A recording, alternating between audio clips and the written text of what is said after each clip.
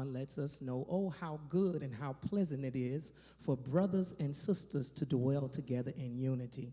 And on tonight, we've come at a level of solidarity to come and talk about the issues and concerns of our community. So let us go to God in prayer. Lord, we thank you for this opportunity to come and share in the meeting of the minds. God, we thank you for every elected official and officer that have come into this space. I ask that you would bless every home, every community, everyone that is gathered in this space. And God, not only in this space, but outside of these four walls, bless our communities, bless our children, bless everyone that comes into contact with us. And we'll give your name the praise, the glory, and the honor. In Jesus' name we pray. Amen.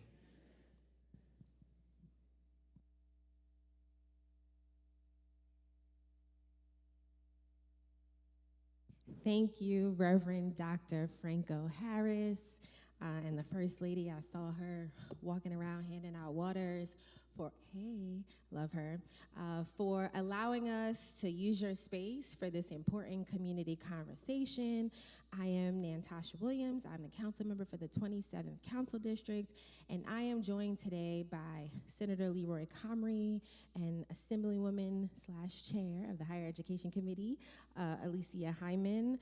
I host these community combos quarterly since I started my tenure in the council.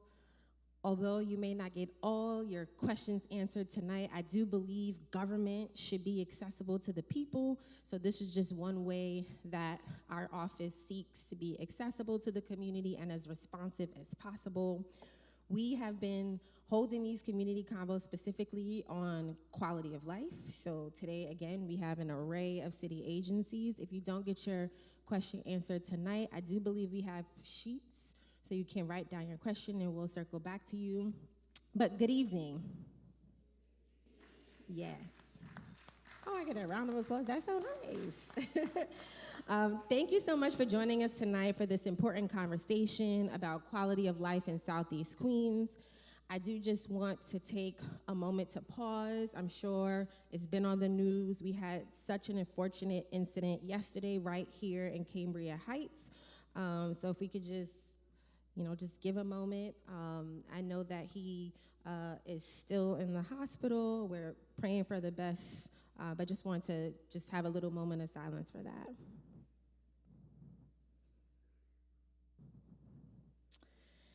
I actually spoke to his mother right before coming here, and she has already expressed the need for a lot of support, particularly in helping his siblings navigate. So we know our community deserves clean streets, safe blocks, reliable services, and real accountability from the agencies that serve us. That's why tonight is not just about listening, it's about getting answers, raising concerns, and making sure your voices help guide the work that lies ahead. We are joined tonight by representatives who you'll hear from in just a short while from several agencies. I want to thank each of them for showing up, not just to talk, but to be a part of the solutions we need. They are our partners in this work, and partnership is how we'll move things forward. Before we open the floor, just a quick reminder, one question per person, so everyone has a chance to be heard. Keep your questions brief, not long statements before the question, just get to the question. And remember that if your question isn't answered again, as I said, my office will collect it for follow-up. If you wanted to ask a question, we did hand out little cards with numbers, so if you didn't get one and you still want to answer a question, feel free to get it from the back. I also want to take a quick moment to connect this conversation to something bigger happening this fall. This November, you'll see several ballot proposals on your election ballot that could dramatically change how decisions about land use and development get made in our city. Right now, the City Council, your elected representatives, have the authority to review and vote on rezonings, neighborhood plans, and major development projects. That authority is what gives us leverage to demand things like affordable housing, new schools, parks, and infrastructure when development comes to our neighborhood. But under proposals 2, 3, and 4, much of that power would shift away from the council to mayoral appointees and unelected boards. That means fewer checks, less accountability, and less community leverage. Developers in City Hall could push projects without the same requirement to negotiate for the things our neighborhoods need. This matters for us here in Southeast Queens because we've seen through the Jamaican Neighborhood Plan, we spent 2 years working with Department of City Planning, how critical community input and council oversight are. Without them, we risk losing ground on affordability, traffic, flooding, school overcrowding, and the very character of our neighborhoods. So conversations like tonight, your questions, your experiences, and your input are critical. Participating in meetings, staying engaged, and ultimately voting are how we, as council members, ensure your voice is heard and your needs are met. So that's ballot proposals 2, 3, 4, vote no, okay? What are the ballot proposals you're gonna vote no on? Perfect, I love it. Well, let's get started. So I'm going to start with Inspector Claxton. There's a lot of them, Claxton, Clement, the C's. I'm gonna start with Inspector Claxton from the 113th Precinct. Everybody's gonna make very brief remarks. Actually, I'm sorry. I'm gonna start with Senator Comrie for opening remarks and then Assemblywoman Hyman and then Inspector Claxton. Good evening. Thanks for coming. I'm going to pass the mic. I'm here to listen, not talk. Thank you. I just want to do a quick plug since I'm the chair of higher education, and that is that SUNY and CUNY have the Reconnect program, which are free associate degrees for those 25 to 55. I just want to make sure that you all know that at all of our community colleges in New York City, you can apply and enroll for programs like advanced manufacturing, nursing, engineering. It's quite a few programs. I can't remember all of them right now. But please, if you're not interested, please pass it on. And if you can't do this fall, you can start in January. Because back to school is not just for the kids. Thank you. Thank you. Yes, round of applause. And I just want to say, I absolutely love being in government with Senator Comrie and Assemblywoman Alicia Hyman. We work so closely together, and I'm just thankful to represent this community with them. And I'm all over the place with protocol. So I'm actually going to go to the chief here. We have a chief here, Chief McIntosh from, I know, but you looked at me like I said something wrong. Okay, Chief McIntosh from Queensborough Patrol South. Okay, great, I did that right. Here you go. Thank you, Councilwoman. Good afternoon or good evening, everyone. I'm Chief McIntosh, not so newly minted borough commander. So just going over Queens South numbers overall so far for the year. We're down in 5 of the 9 commands. When you look at our, the violence, we're really down tremendously in the violence. We're down almost, and percentages is good, but the raw number is better, right? When you look at our shootings, we're down 27 shootings. We're down 38 victims, so that's 38 lives that's saved. When you look at our overall decrease in our precincts, the 100 precincts down 47%, 101 down 21%, 102 is down 5%, 105 down 11%, and the 116 is down 21%, and the 107 is also down. You're looking at robberies, and that's personal, right? Property is important, but the personal crime, I think that's what's really, really important. You're looking at robbery, we're down 14%. Felony assaults, we're down 9%. We're down in, auto theft, which is huge in Queens South. We're also down 14%. And you look at our overall arrests, we're down 2%. But that's fine, right? Because if we're down in crimes, that means the perpetrators that's perpetrating the crimes, they're locked up. So our focus is specific. It goes by data, and we're attacking the people that's attacking the community. So if we're down in crime, it just makes sense that we're down in arrests. It makes sense that we're down in the summonses. But one of the key things I know that's important in Queens South, being a former resident of Queens South, is the quality of life. And that's with the Q teams. We selected very specific officers to address the quality of life concerns. And one of our biggest thing with the quality of life is, are they calling you back? Are they reaching out to you for your particular issues?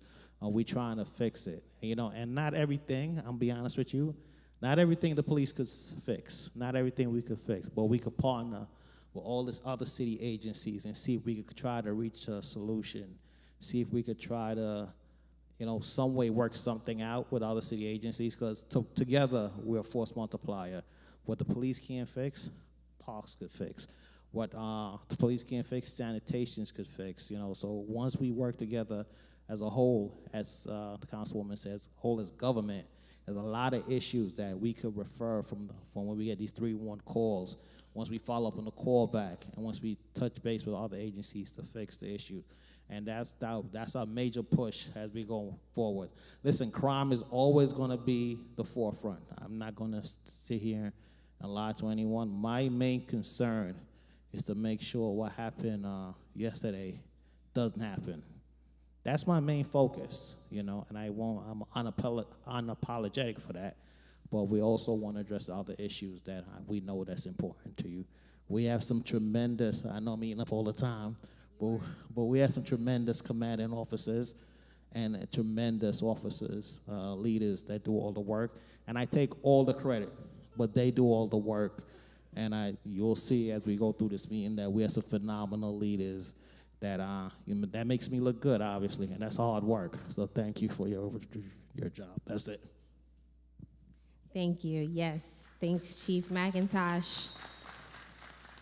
And if you all can tell people how they can reach out to the Q team in your respective precincts in your opening remarks, that'd be great. I think you have a mic here.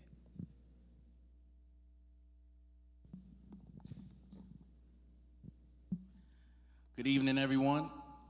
My name is Deputy Inspector Sean Claxton. I am the commanding officer of the 113 Precinct, servicing South Jamaica, Queens, south of 109th Road, Hollis Avenue, all the way down to, we cover the Conduit. We also cover JFK. On the west side, we go up to Van Wyck Expressway, and on the east side, we go to Francis Lewis Boulevard. My tenure here in 113 Precinct has been since January. I highly believe in the process of servicing this community, especially the quality of life concerns. It is a major condition within the 113 Precinct. I've been actually very excited at the direction of the department in terms of starting up, implementing this Q team. I personally interviewed our 16 Q team officers, 2 Q team sergeants, and a special operations lieutenant. We have some of which are in the back there for you to meet right at the wall from the 113 Precinct. In the interest of time, I'm not going to there's a large panel here. I would just state that we do have, if you don't get your desired outcome when calling 311 or calling 911, please, we have our community council meeting every third Monday of the month. We have it at different locations. Our community affairs officer Cross, she's in the back there as well. Just wave your hand. She can plug you into where we have our meetings. But your concerns is very important. Please don't ever feel that it goes unheard. Right? That is all of our concerns, your concerns, and making sure that you feel safe and you get the service that you deserve in this police department. Again, thank you. Yes, if we could just speed up the introductions, because I know people want to ask their questions and I want people to start getting frustrated, so just speed it up, even though the 105th has a lot going on. So go ahead, Captain Moody. Good evening, everyone. Captain Moody, 105 Precinct Commanding Officer. Before I touch on any of the Q team aspect and or what's going on in 105 Precinct, I'll definitely update everyone in this room in regards to the incident that occurred yesterday over by Francis Lewis and Linden Boulevard. As you guys are aware from the media, we have a young man, 13 years old, Sanjay, on his way to school, get into an altercation, and he was shot one time to the head, right? At this time, he is still at Cohen's Hospital, right? fighting for his life. And same concept, I was with his mom this morning at the hospital, and of course, just like anyone else, just hanging on to hope that he can pull through. That being said, we all know it doesn't matter what command that's up here. You have a couple of precinct representatives, but across the city, from what we've seen, a little bit too much, we all know, is that youth on youth violence, right?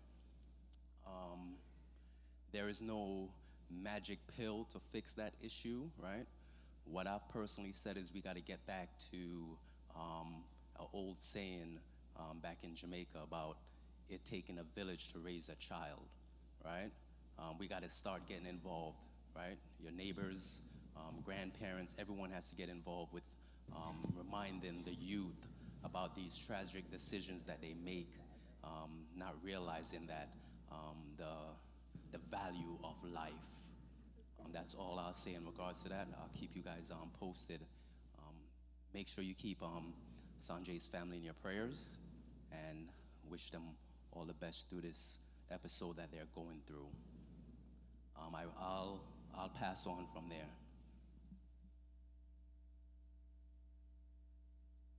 Thank you, Doug. Good evening, everyone. I'm Deputy Inspector Ralph Clement, commander of the 103rd Precinct, right here in the heart of Jamaica. I have the privilege of running one of the busiest command in the city and in Queens South. And all of the COs here that you see were handpicked by you, members of the community, to serve you, and that's what we're here for. So those of you who don't know the confines of the 103rd Precinct, I'll just lay it out really quickly for you.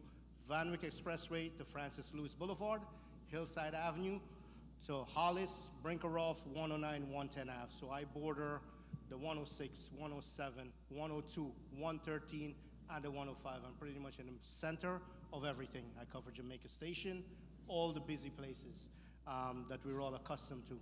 I grew up around this neighborhood. I'm accustomed coming to Jamaica, shopping here, so I definitely have a vested interest in the community. I have a love for the community to make sure it succeeds and to fight crime in the best possible way that I can and my officers can. And like Inspector Claxton said, everyone was handpicked for the Q team. It's a very smooth transition for us because we had experience in the youth officers or the youth officer coordination YCO program and the NCO program. We just transitioned it over. My executive officer is here also to show how much we are vested in this community. So whatever I say to you, he's here to follow up, my special operations lieutenant and my Q team sergeant. You need to reach out to us. We're right here, always available for the community and anyone else. Thank you. Good evening, everyone. My name is Deputy Inspector Sonny Beauvoir, the commanding officer of the 116 Precinct. I have previously served as the 105 Precinct, which actually encompasses all of the 116. I know how the councilwoman gave it up, so I'm going to make it brief and short. I am here to hear your concern as far as working together to make sure your issues get solved as rapidly as possible. The one thing that we take pride in as far as the 116, because I know exactly what the issues were when I was in the 105, primarily quality of life. So that has been my full focus to make sure that if anybody from the community calls, that make sure those calls get handled properly and effectively. Thank you for your time. Looking forward to hear your comments.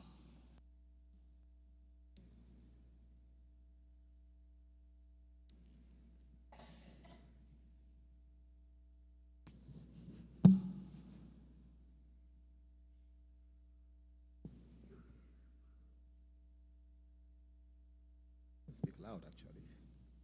Hello. Good evening, everybody. So my name is Bubemio Cotiero. I'm the Assistant Commissioner for Intergovernmental Affairs at Sanitation Department. I am here with my colleague, Antonio Whitaker. We love to always say we are your garbage men, so whatever questions you may have, we're here to do our best to answer. And I will pass it along to my colleague to my left, I guess. Thank you, sir. Phil Sparaccio, I'm the Chief of Operations for Queens Parks. I've been with Parks since May of 1982, so I've seen a lot of change over the years, and I think for me in particular, it's very fortunate to have worked my entire career in the most diverse county in the world. I've learned a lot, and it's given me opportunity to give back a lot. And I'm going to shout out to Benny McCants, my park manager, because when my good friend Chief McIntosh was reading some stats, I kind of looked at my cheat sheet at Benny's, and he is in the top 3 for all of Queens County for his numbers. I applaud him for it. And the only one who's nudging you out is actually the manager who runs Roy Wilkins Rec Center and the adjoining properties like St. Albans and the Rochdale. So it is really the part of my borough that's excelling, which you're going to get to hear that tomorrow when you and your colleagues are all together in the afternoon. But in the interest of brevity, and I will tell you, you are very fortunate. I've met a lot of elected officials in my 43 years. Your council member doing this puts a lot of energy into it, and she's fortunate. I guess Senator Comrie and I go back for a good chunk of my 40-some-odd years in various places. And Assemblymember Hyman, I have always enjoyed our time together, and Roy Wilkins. So, thank you. Hello, good evening all. Andrew Arcese with the Department of Transportation from the Queensborough Commissioner's Office. Familiar with many folks here in the room. If you just met me though, I've been serving the district for close to 5-6 years now, with DOT almost 8 years. And just want to point out a few things going on around the city, some trends that we are seeing. I think Phil just mentioned some stats. I think it's important to recognize some of the trends that we're seeing when it comes to traffic violence across the city this year. We are actually seeing historic lows so far, at least in the first half of this year. You're seeing a reduction of 32% in traffic fatalities across the city. Queens in particular has declined 38%, that's year over year. And we are doing far better statistically compared to before the launch of the Vision Zero initiative, which is a multi-pronged effort to reduce traffic violence and deaths in this city. It's between DOT, of course, with the engineering and education sort of aspect, as well as NYPD with the enforcement and education aspect too. So there's many initiatives, safety projects that get implemented with a strong focus on pedestrian safety, our most vulnerable roadway users. But also, just things to keep the so-called, organism of a city moving and running. So, things for our mobility, so improving transit, improving signal timing, and just, ways to get through an intersection and such. Offering new types of services to get around, such as a shared scooter program I'm sure we have some questions about. So we could get into all of that, but for the interest of time, I'll pass on. Hi, everybody. My name is John Mulvey. I am the Director of Interagency Affairs at the Department of Finance. The Department of Finance administers the city's revenue. We collect the city's revenue, so that's property tax, that's business tax, that's parking ticket or camera violations. Anything you're paying to the city, you're paying to the Department of Finance. In the interest of time, we'll pass it down the row. Hi, good evening. I'm Jamar Hooks, and I'm Deputy Commissioner of Intergovernmental and Legislative Affairs at DSS.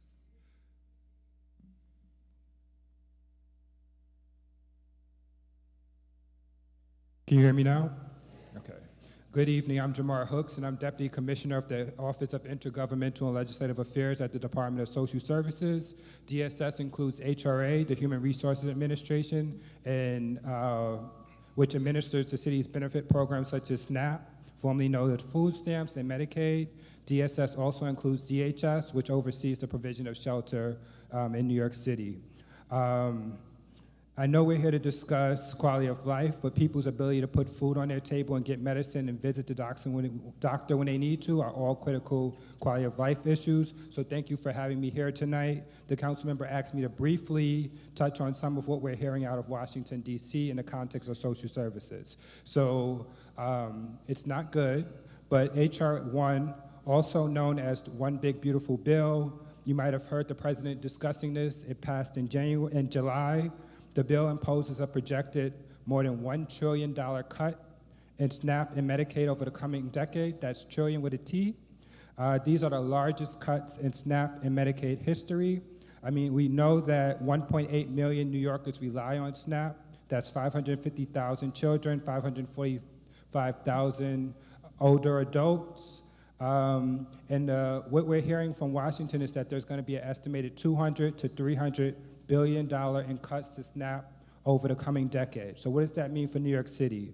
We are projecting $570 million annually in lost benefits to New York City. We're also projecting $871 million in costs shifted from federal government to state government. In terms of Medicaid, New York State serves 6.8 million New Yorkers. More than 50% of New York City residents rely on Medicaid in some form, and the bill imposes an $860 billion cut, that's billion with the B, to Medicaid over the coming decade. And as I said, that's the largest cut in the history of the program. New York State is expected to lose or be impacted $13.5 billion impact on healthcare-related costs statewide. And we're deeply concerned about what those cuts mean to the program going forward. We're also concerned about the elimination of the emergency housing voucher program. That's a Biden-era program that assists households experiencing homelessness, at risk of homelessness, fleeing intimate partner violence or human trafficking, or recently homeless, and at higher risk of housing instability. This program was set to sunset, but is now being sunsetted years before the actual, the original scheduled end date.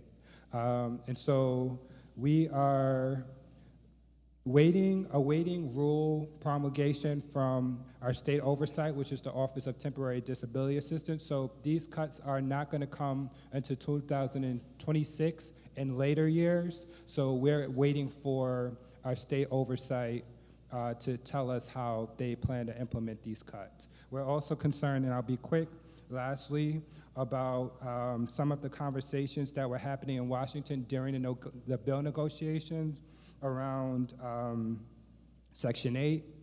There was a proposed $26 billion cut to Section 8.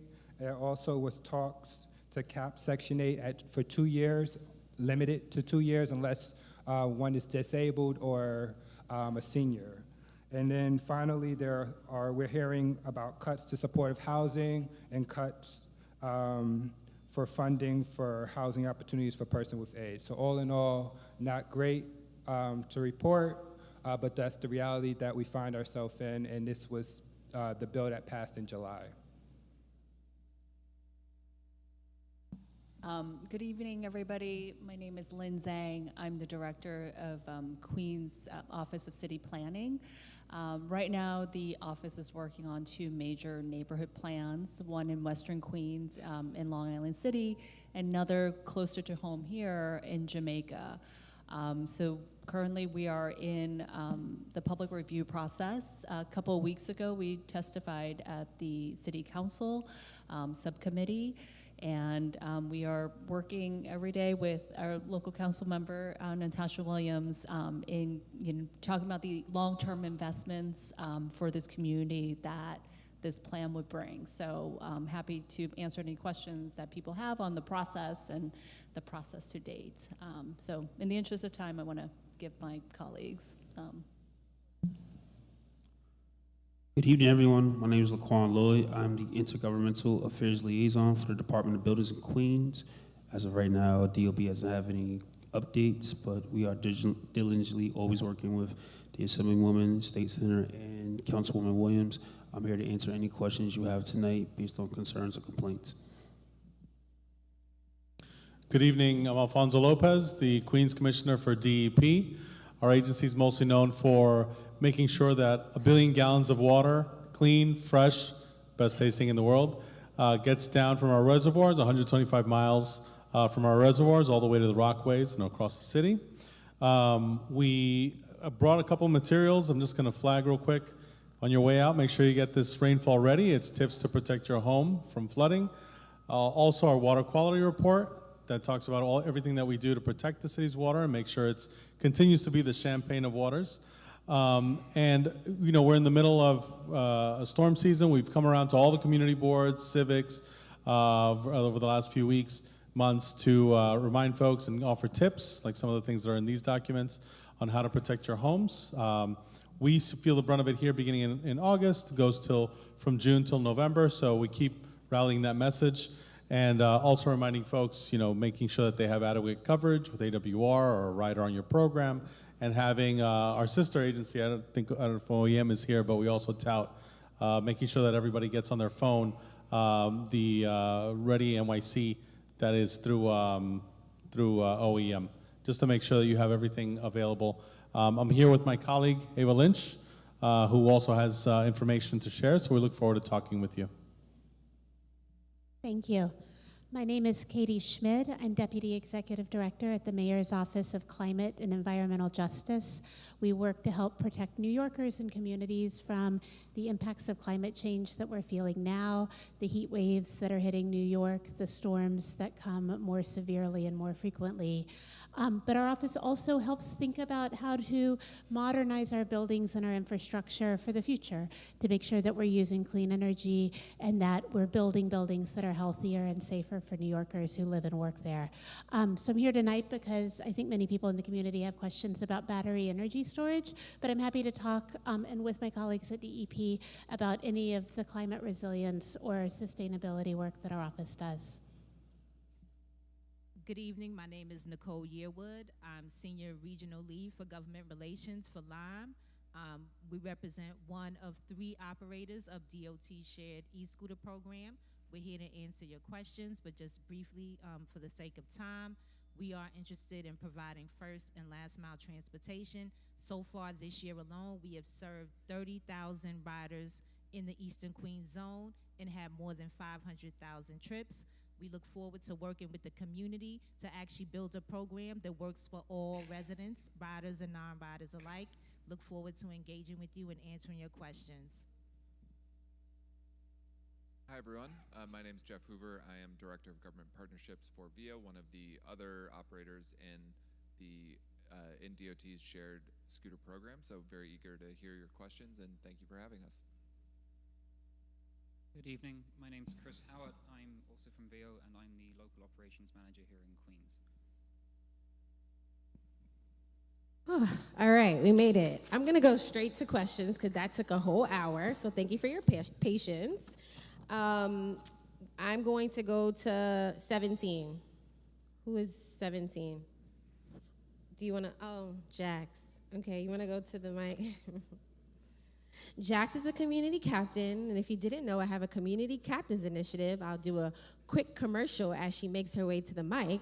It is an initiative of volunteer members that really work with our office to solve for many of the issues. And they are leaders in participatory budgeting. You all should have received a paper about PB. I take $1 million of my capital funds and I give it to the community to decide how we spend it. Jax, on to you. Yeah, I have 2 questions. One is for the Department of Finance, and one is for DEP. So for Department of Finance, I'm quite interested in hearing more about your programs to help homeowners avoid their properties falling into delinquency and having their properties sold from underneath them because of tax liens. So I'd like to hear more about those programs. And for the DEP, we have heard, I'm sure you have heard, a number of cases lately of homeowners who have been delinquent in their water bills. And we've been experiencing very sharp rises in the costs of water and as well as utilities. So we'd like to know a little bit more about what you are doing to avoid, again, homeowners from having their properties sold from underneath them because of delinquencies with their water bills as well as their property taxes? Thank you for the question. Just to clarify, the lien sale does not mean the property is being sold. The lien, the tax debt or water debt, it's what's sold, not the property itself. So the ownership of the property does not change. The easiest way to avoid the lien sale is to stay current on your taxes and your water bill and what you owe. There are a number of programs that aim to assist people with that. There are property tax exemptions, so things that if you qualify for these programs can lower your property taxes. STAR being the most common, so hopefully most people that are eligible are receiving the STAR exemption or enhanced STAR if you're a senior. But there's a senior exemption and a disabled homeowners exemption. Both of those offer substantial savings. They also make your property not eligible for a lien sale, but in the meantime, they offer substantial savings that would lower the amounts that you owed in property tax. We also have exemptions for veterans. So if you or your spouse is a veteran, there's an opportunity there to lower your property taxes. There are a couple other exemptions that are less common, but the most common ones would be STAR/enhanced STAR, the senior exemption, and that's if an owner of the property is 65 and older, there is an income limit of $58,399. So you and your spouse, if your combined income is less than $58,000, you could be eligible for the senior homeowner exemption, and that does come with a substantial savings. There's the disabled homeowners exemption. Again, if you or your spouse is disabled and receiving some kind of disability benefit, the income limit is the same, $58,399. That also offers a substantial savings. There are, like I said, programs for veterans and other exemptions for the folks who qualify. Not only does that lower your property tax now, and make it more manageable so that hopefully you're able to pay because it's a lower amount, but it would also remove your property, make your property ineligible for a lien sale the next time there is one. May I make a suggestion? Sure. I've looked at a lot of these programs, which can be quite complex to understand. What I would like to suggest is that you institute a number of community clinics where you can help to educate and walk people through this process instead of them having to figure it out by themselves, because I've looked at that language. It is quite complex, it is really dense, and it's hard for people to understand. And if you're a senior in your home, you're gonna be confused by all of that legality and all of that complex language. So please institute some clinics where you can help to simplify the complexity so people can take advantage of these programs. Because right now they're not accessible. Yes, and we didn't call them clinics, but the senator, the Assemblywoman, and I, we did do a series of community meetings right before the tax lien sale was reauthorized, but you make a great point. I wrote a note. Maybe we can have Department of Finance come out and really help community members navigate the complex system. Did you need DEP to respond at all? Yes, please. I'll do a quick Okay. response to that also from our end, because everything is case by case, and regarding lien sales, some of the recommendations that my colleague from DOF made would be applicable, but I want to give a couple key pieces.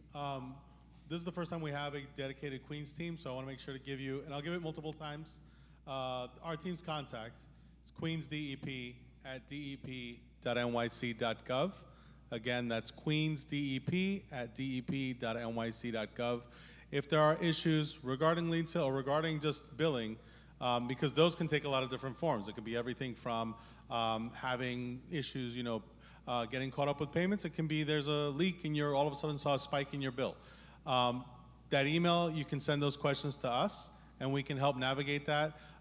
We offer payment plans many times. There's a lot of different ways we can sort of engage these issues. It's all typically a case by case. So we'll connect you with our Office of Customer Service. The electeds also reach out to us on behalf of constituents, so we will get it by that way as well. But reach out to us, and again, Queens DEP at dep.nyc.gov. Thank you. And on that, I'll just, or in addition to that, I'll say, when we send out the notice of property value in January, so if you own property, you get, it's a large paper that comes in a booklet. The Department of Finance, the city sponsors one event in every borough. So every year we're required to hold an event in Queens. Generally, it's a Queensboro Hall. But also, as the councilwoman said, there are a lot of events in communities that local elected officials sponsor, that other organizations sponsor. So I can't tell you for certain that we've what those events were, or if any of them were nearby, although the councilwoman said that she sponsored one, so I'm guessing that was nearby. But there's at least one in Queens, even if Queensboro Hall is a little out of the way. And then there's many others around in various communities as well. So your suggestion is well placed, and it's something we're doing already, but perhaps we could do more of it. Thank you. I don't know if this is a 9 or 6. It has, no, but it's, somebody marked the bottom. This is a 9. So if you have pen marks at the bottom, so who's number 9?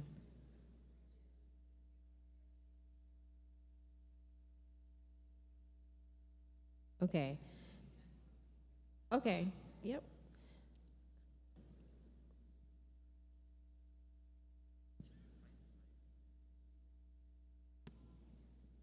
Good evening. I try to make it as short as possible because the topic I'm going to discuss today, I present to you today, is about car, donuts, cocoa, and speeding, racing. I am traumatized even talking about it. They speed at 1 o'clock, they speed in the night, they speed in the morning. So I have a signature of my neighbors, some of them, and this is the concern. Dangerous car donuts at 237th Street and 119th Avenue. Neighbors in Cambria Heights are deeply concerned about repeated incidents of cars doing donuts in the open space at the corner of 237th Street and 119th Avenue, adjacent to Bell Parkway West. These reckless stunts are noisy, alarming, and extremely dangerous, posing threats to children, pedestrian drivers, and overall quality of life in our community. We, the undersigned, urge our elected representative, the city of officials, to take action to stop this hazardous activity. Possible solution may be installing protective barriers or traffic calming measures in the open space, increasing police presence, or patrols during the peak hours, exploring permanent design changes that prevent dangerous vehicle activity. I have Mr. Johnson, James Johnson, who is here supporting us. He's in our neighborhood. And I have a lady who said because of the stress, she ran to her other room and bumped her head when this thing was going on. I have grandchildren visit me, they hear it, and I don't look older, but I'm older. When I hear that, I don't sleep. Thank you. I can't sleep. So it's Speeding, a nervous wreck. and what was it sounds like this is in Cambria Heights. Right, so Captain Moody. It's everywhere, so if each CEO wants to give a brief synopsis. Maybe you can give us that document. We can give it to the police department so they can try to see what they can do to patrol the area. Yeah, so Captain Moody, 105 Precinct. You said 119 Avenue and 227th Street? 237? Street. And I've called, many of us has called 911 many Yes. times in the night. Okay, this is in the overnight hours? Yes. All right, so definitely give me that information. I'll make sure that our Q team spend a lot of time in that area. Also, in addition to that, I think for long-term purposes, we're gonna try to put in, we're gonna submit a traffic intelligence report to try to get speed bumps put in that Yes. area, especially if we have Thank the you. cooperation and the requests from members in that area. Thank you. Thank you. And, hi, this is just Andrew from DOT. I could also speak on some of that.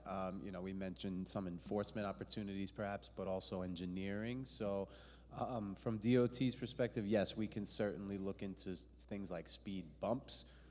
Just one thing to bear in mind, the city standard when it comes to installing bumps, can't put them in front of driveways, can't put them on manhole covers, things of that nature. So of course we would have to survey it and ensure that there's feasibility. And if not, we can look at alternative traffic calming measures such as speed cameras or pavement markings, other types of things, because this is a big problem plaguing our communities, right? And it's something that needs to be multi-pronged. I mentioned that at the beginning, multi-pronged efforts to combat.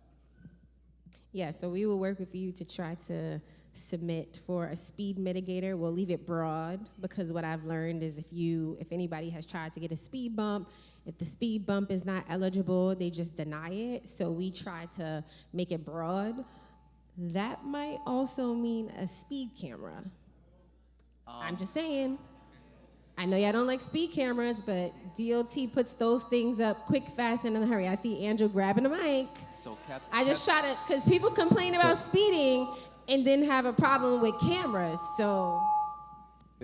I will say, for those who do not speed, you will never receive a speed camera ticket. It's that simple. Captain Moody from the 105 Precinct. Captain Moody from the 105 Precinct, I'll comment.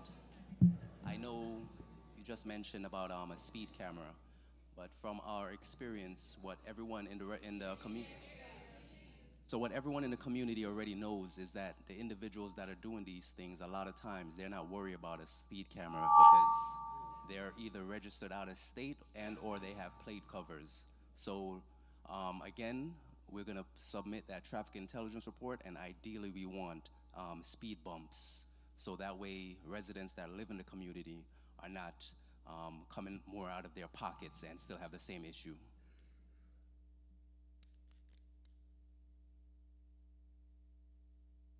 Okay, the next number we pulled was 19, but as 19, the person who has number 19, nobody? Okay, so all my friends are here.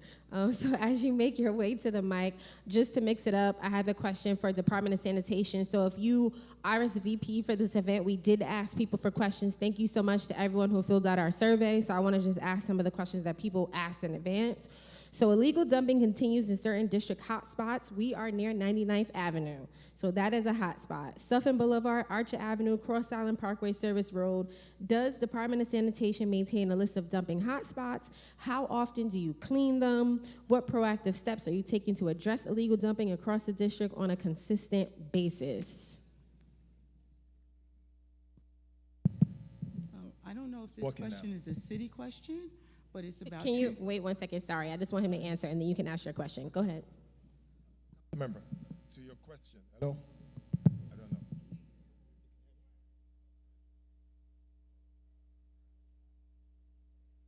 know. Hello? Easier, right? So, to your question, around the issue of cleaning, part of the park where I believe in the service lane, we do from time to time have our mechanical brooms kind of, do like sweeps around that area. The schedule, I don't know right now in my head, but I can always get back to you in terms of the scheduling that we have for that. This is really breaking up. Maybe Smith. Can I stand up? Okay. Hello. So, The other question around illegal dumping on 99th Avenue, I think, or Street. As you know, we've been working on this with your office for some time now. We've had some successes around this issue.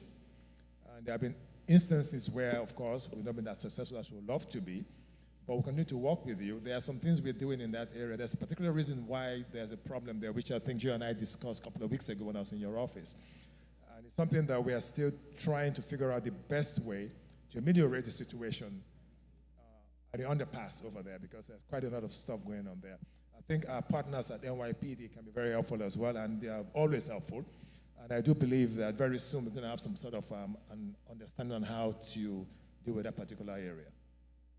Thank you. So since I've become council member, I have funded cameras. Department of Sanitation themselves have also placed cameras. We have how many cameras? Do you know the number? We have right now 11. In the district? 11. 11 cameras in the district. I also give over $100,000+ of my own discretionary funds. Sure did. Thank you, ma'am. That goes to Department of Sanitation to do additional cleanups. We have a system in our office, say something, see something, say something. So when you do see illegal dumping, please reach out to us. Kate Fenton, who's in the back recording, if you look up high, she is the liaison for Department of Sanitation, and I'm sure she is talking to them almost every single day. So please feel free to reach out to our office, Kate Fenton, K-Fenton, K-F-E-N-T-O-N at council.nyc.gov. As soon as we hear complaints of illegal dumping, we reach out to the Department of Sanitation immediately. And because I fund an additional truck, for the most part, bearing no other issues, they're able to come and clean it up, sometimes in a few hours, but definitely within 24 hours. It is, as Kate says, sweeping the ocean. This is a behavioral problem. And so we have tried really hard to keep the community clean, but it is a challenge. So we will continue to try. I know we have a community cleanup coming up with our community captains, but it is an issue, but it's an issue that we work really hard to address in my office. I'm not sure if this is a city or a state question, but it's around the transfer of deeds. And I know that it seems like it's easy to transfer someone's deed, and I was wondering if there's some way that we can set up something where there's an ID attached to the deed, and that transfer has to occur with that homeowner in person rather than just a notary. So the City of Register's office is part of the Department of Finance. For starters, any deed that is validly presented to the City Register, we are required by law to accept and to file. So, for the most part, I mean, there are thousands of properties that transfer hands across the city on a daily basis. So it's not plausible that we would be able to validate every single one. I take umbrage with that. So, you know, we are going to be looking on the state level to tighten up the system. John Lew and I passed the first deed theft bill this year in session. It was amazing that we have this kind of issue from government where they can't wrap their minds around all of the deed theft that's happening. I promise you we've been working on it. We're looking at other ways to protect homeowners by doing a affidavit in the beginning, but also pushing the Department of Finance and the other agencies around the state to create a safe database. There's no reason why they can't do that, and we're going to make sure that that happens. So a relatively recent, within the last year or two, there is a law that requires notification anytime a deed or any other document is filed against a block and lot. You can proactively register to get that notification by email, which is instant. But if not, we send a document, a letter, just letting you know that that something was filed against the property.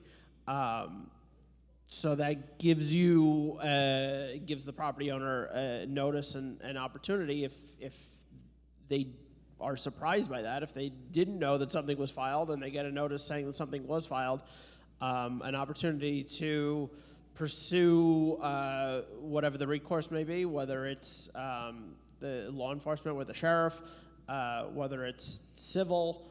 A lot of times deed fraud is perpetuated by somebody that you know, a family member or Yes, yeah, essentially it's a problem.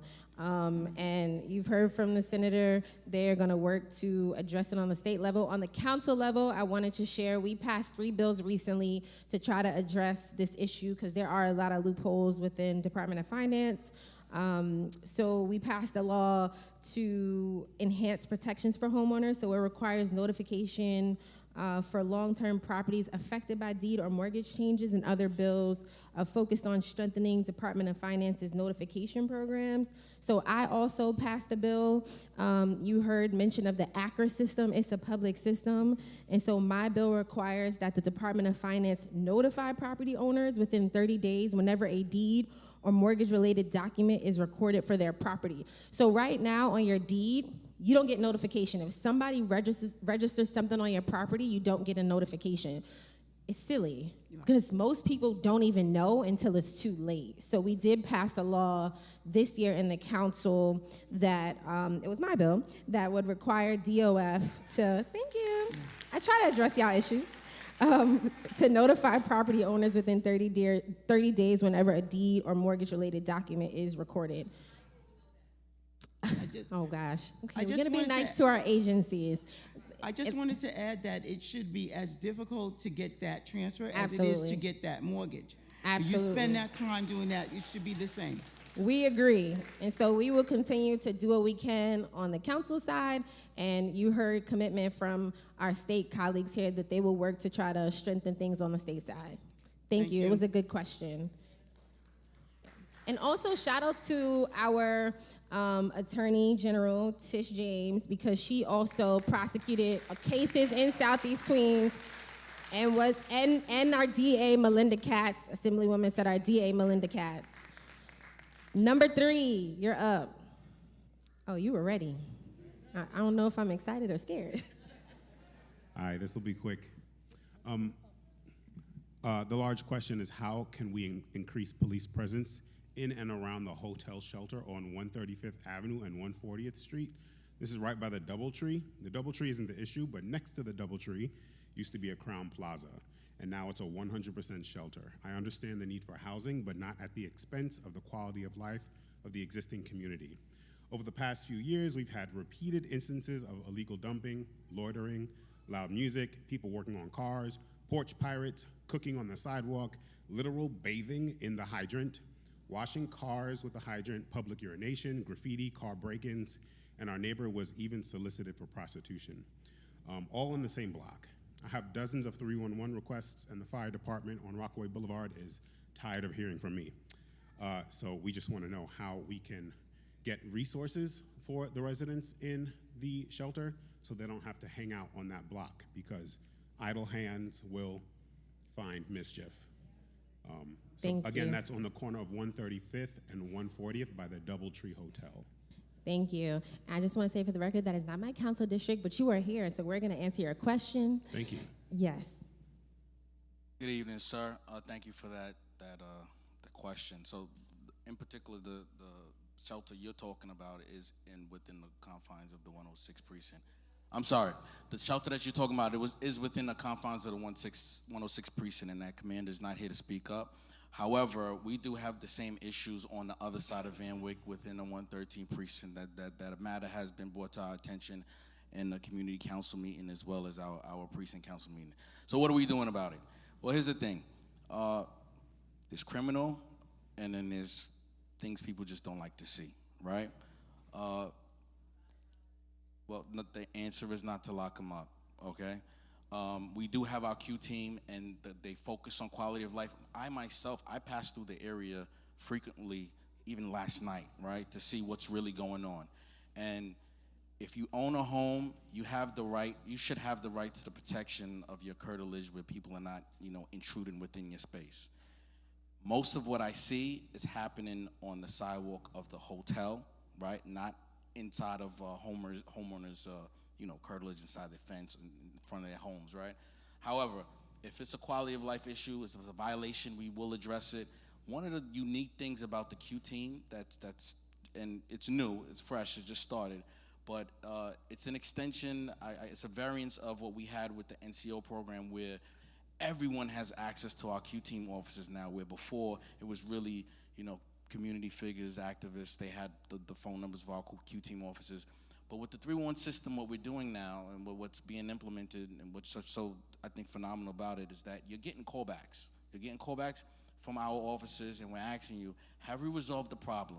What more would you like to see, right?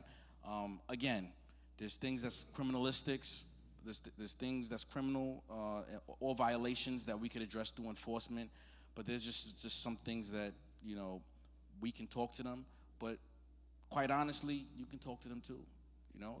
They are your neighbors, believe it or not, right?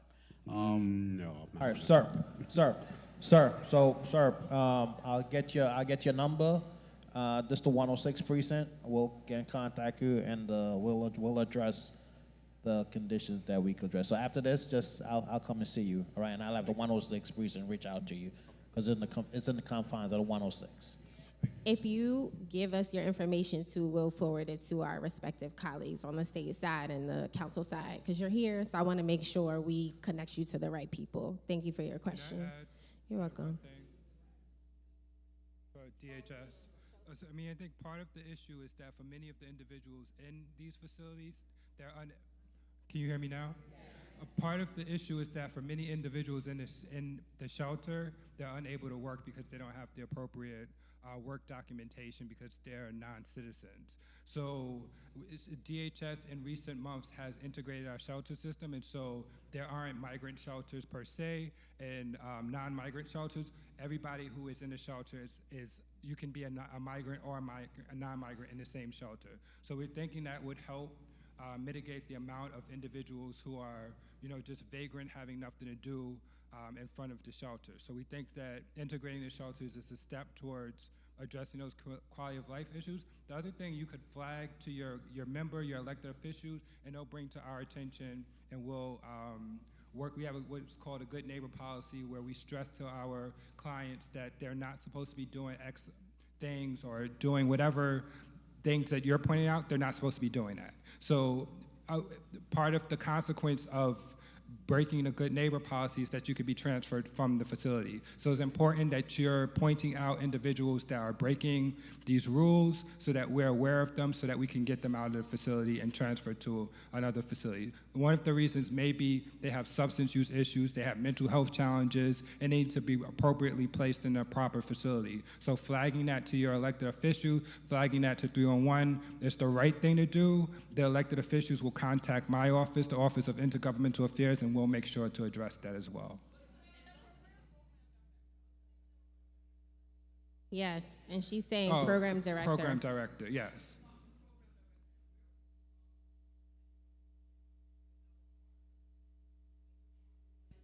Yes, she's just saying that there are other people that you can reach out to, but we'll make sure we connect you in, Deputy Commissioner, if you can coordinate to see which shelters. It sounds like the shelter's off the Van Wyck, right? But on the other side, the 106 side, right? The North Conduit, okay. All right. Number 25, and while I do that, y'all are so ready, wow. I'm just trying to mix it up. So we had a question for the Mayor's Office of Climate and Environmental Justice. She did mention this in her opening remarks. There has been a lot of protests. We want to make sure we call all the things out around the battery storage facility slated to come on Linden Boulevard. And we wanted to know if you could explain what existing state or city mandates regulate how, where, and how large these storage units can be built in or near residential communities. So if you can talk to us just a little bit about the process. Thank you. Is this on?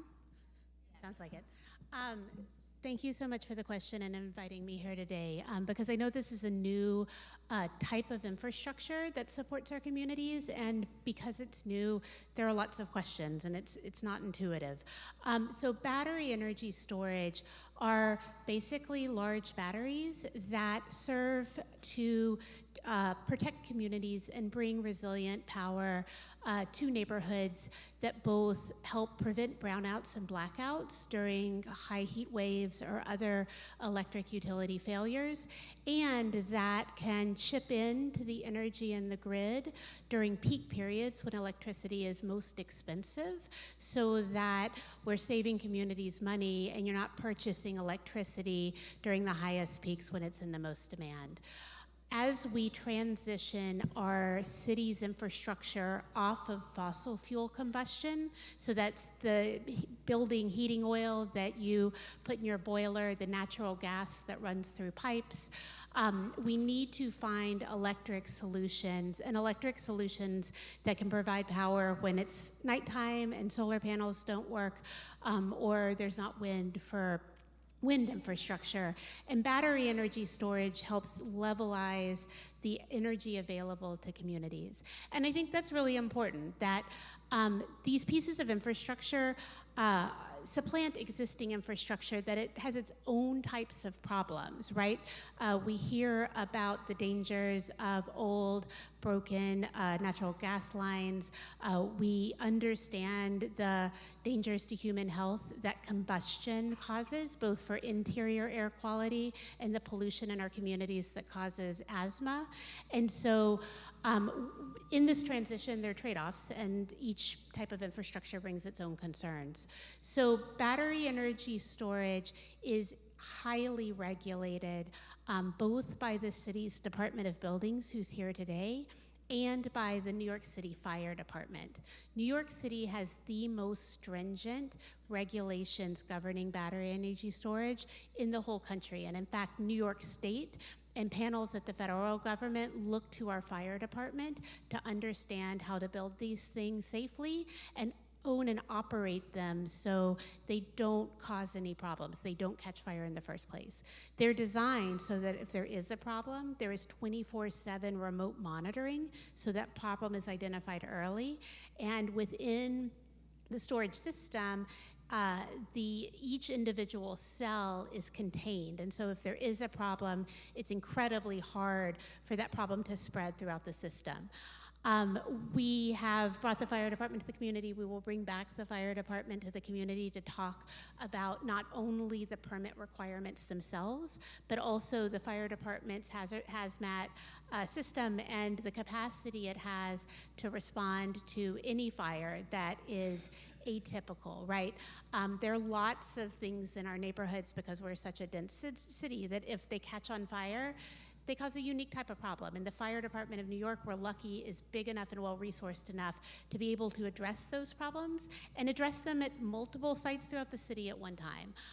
So we're incredibly well-equipped to deal with any problem that arise, but we've designed the regulations to make sure that those problems don't arise. And when communities hear about the consequences of batteries catching on fire, they're really hearing about primarily batteries in very small micromobility, small batteries that maybe are off-brand and manufactured incorrectly in the first place, or that are not properly maintained. Whereas the battery systems we're talking about are maintained by sophisticated energy companies that are held to the highest standards and engineering protocol. It's their job to maintain them well, just like it's Con Ed's job to maintain the electric infrastructure, it's National Grid's job to maintain the gas system. And so, thank you. Yes, you're gaping at me, but I'm happy to answer any questions. And through the council member, please don't hesitate to bring questions to our office. Thank you. 25. Thanks for your patience. You're welcome. Good evening. My name is Edith Richards, and I am your Queens South Health Director, Districts 27, 28, 29. I am here because I want to save the children, and I am also here with Voices from Within, and they have a workshop, and they would like to enter the New York City schools to prevent students from entering the penal system. Thank you. Have a good night. I love that.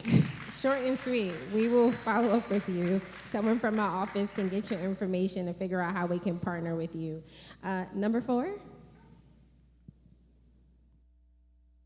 Good evening. My name is Ms. Gardner. My question is for DOT and some of the scooter representatives that are here. I have a property in a residential community. It's not on a major boulevard like Linden or Hollis. It's a residential community, and they are putting an e-scooter docking station right smack at my front door. So speaking of DSS with the good neighbor policy, DOT nor the scooter companies were good neighbors because no one notified me. I take care of my 87-year-old father who's disabled. My daughter is nonverbal autistic. She's actually went eloping several times and rescued by the 103 and the 113th in the past. The scooters are triggers for her because she loves them.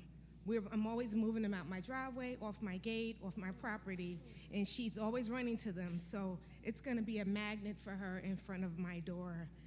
It can't be there. And it's a residential community. There's nothing there, so why is it there?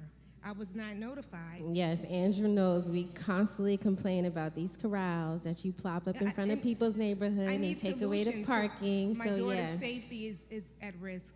And again, she has eloped and it's recorded with the precincts in my community. And everyone knows in my neighborhood. So, first of all, I'd love to talk with you offline after, just to understand more about the location and et cetera. I don't want you to give your address out and things like that. But when it comes to the e-scooter corrals, and just the e-scooter program at large, I'll take a step back for a moment. The city launched this program with the intention of providing another service, another way to get around, to supplement your existing ways to get around, right? And as part of that, the intention of the program is to make scooters accessible and convenient. And in order to establish a healthy system, you need to space out the devices, right, evenly across the service area and in areas where there's demand. So, just one thing to keep in mind, a lot of times folks are calling the office, they're saying, well, there's this scooter corral being put and it's near all these homes. It's not near commercial businesses, and so to that point, DOT and with our partners at the scooter share companies is launching these corrals interspersed into neighborhoods so that you actually use them, so that they actually get used, right? Because if you have to go too far to access the device, you're less inclined to even use it in the first place. So that's just one part of what goes into that, right?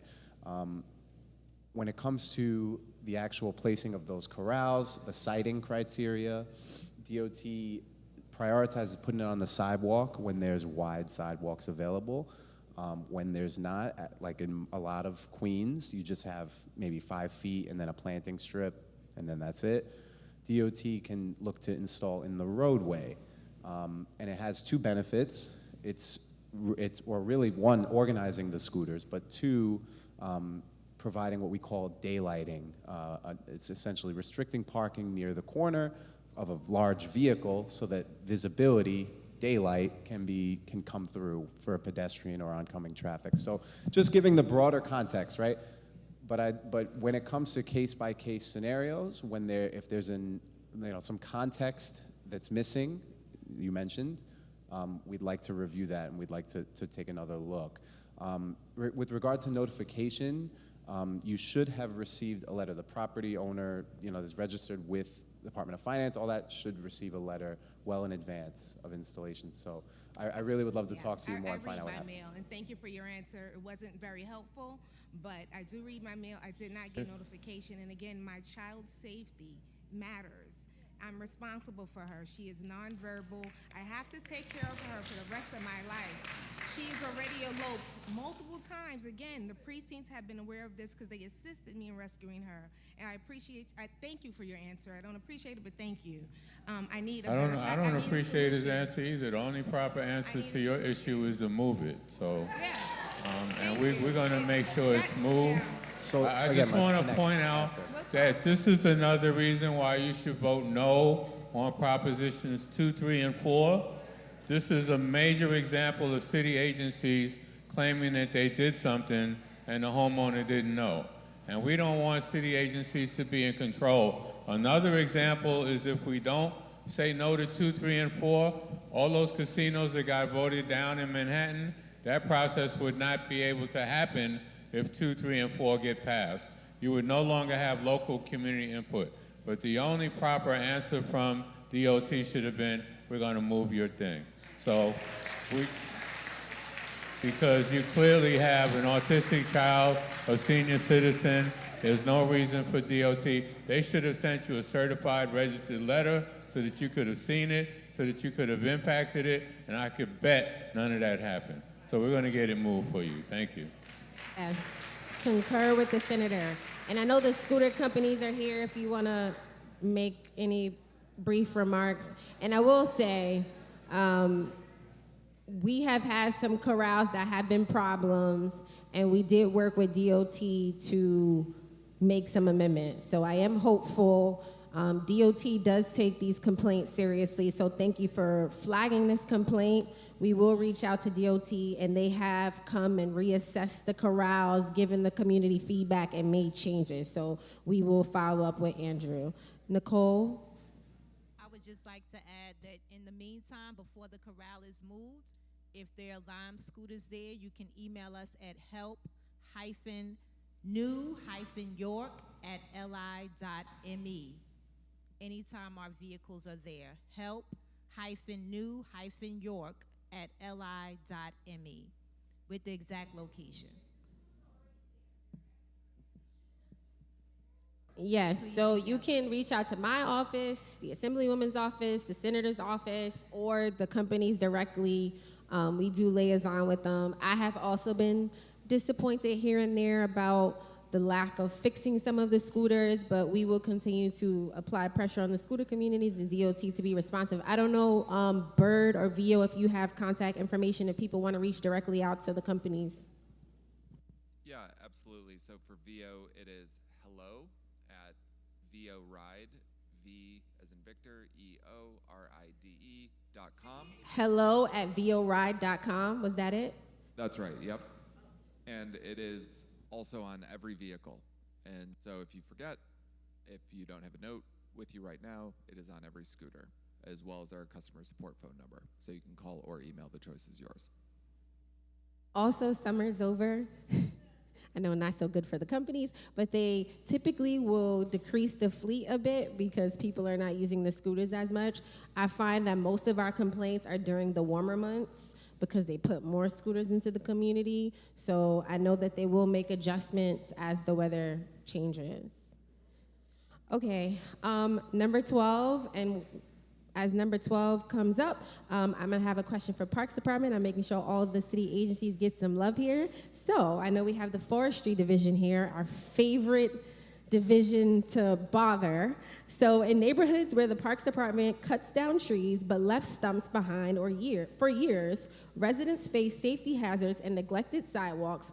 What is the process for stump removal? Why does this take so long? How can residents advocate for priority removal? And then I'll just ask the second question because it's related. What rating scale, I hate the rating scale, by the way, but what rating scale does the Parks Department use to decide which trees need pruning or removal? How can residents demonstrate that a tree requires pruning before the standard 7-year cycle? And just so you know, it is a 7-year cycle.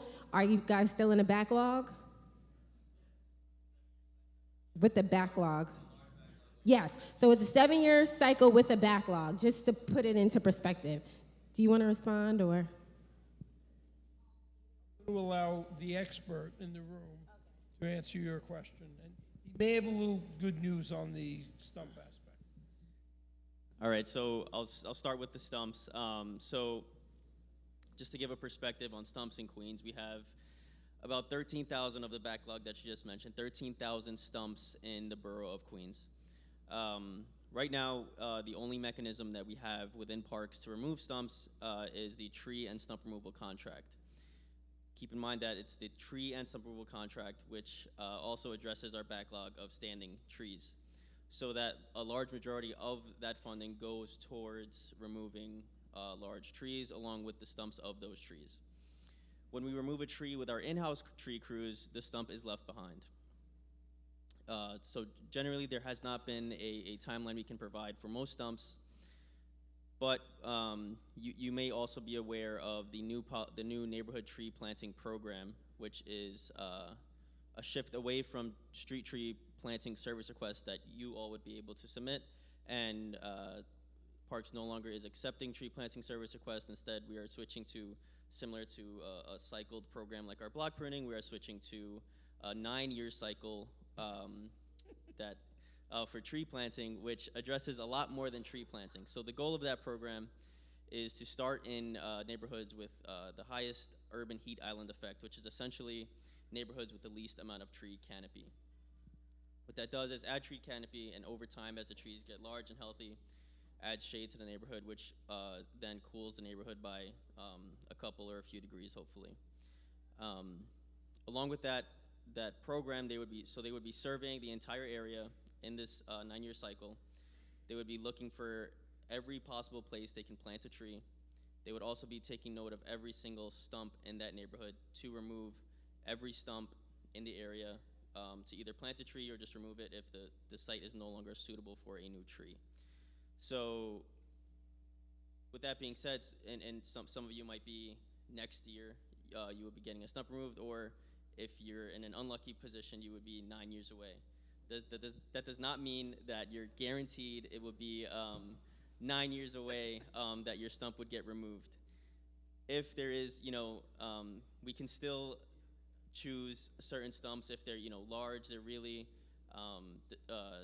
destructive to maybe the walking path or getting out of your vehicle or something like that. We can absolutely prioritize some stumps with our in-house or with our Queens Forestry tree and stump removal contract. That's it. So we'll go to pruning. Thank you. Thank you. So very quickly. Okay, so it's late. Long story short. Okay, yeah. So you want me to explain the rating scale? No. Okay. We get it. We get it. We get it. Service request. Submit a service request. Your tree will be inspected using our rating scale, which I'm not going to fully explain for the sake of time. But if you feel your tree needs to be removed or pruned, submit a 311 service request. You can follow up with Queens Forestry directly, and we will reach out to you. If your email is in the service request, you will be updated immediately once our inspector updates that service request with the results of their inspection.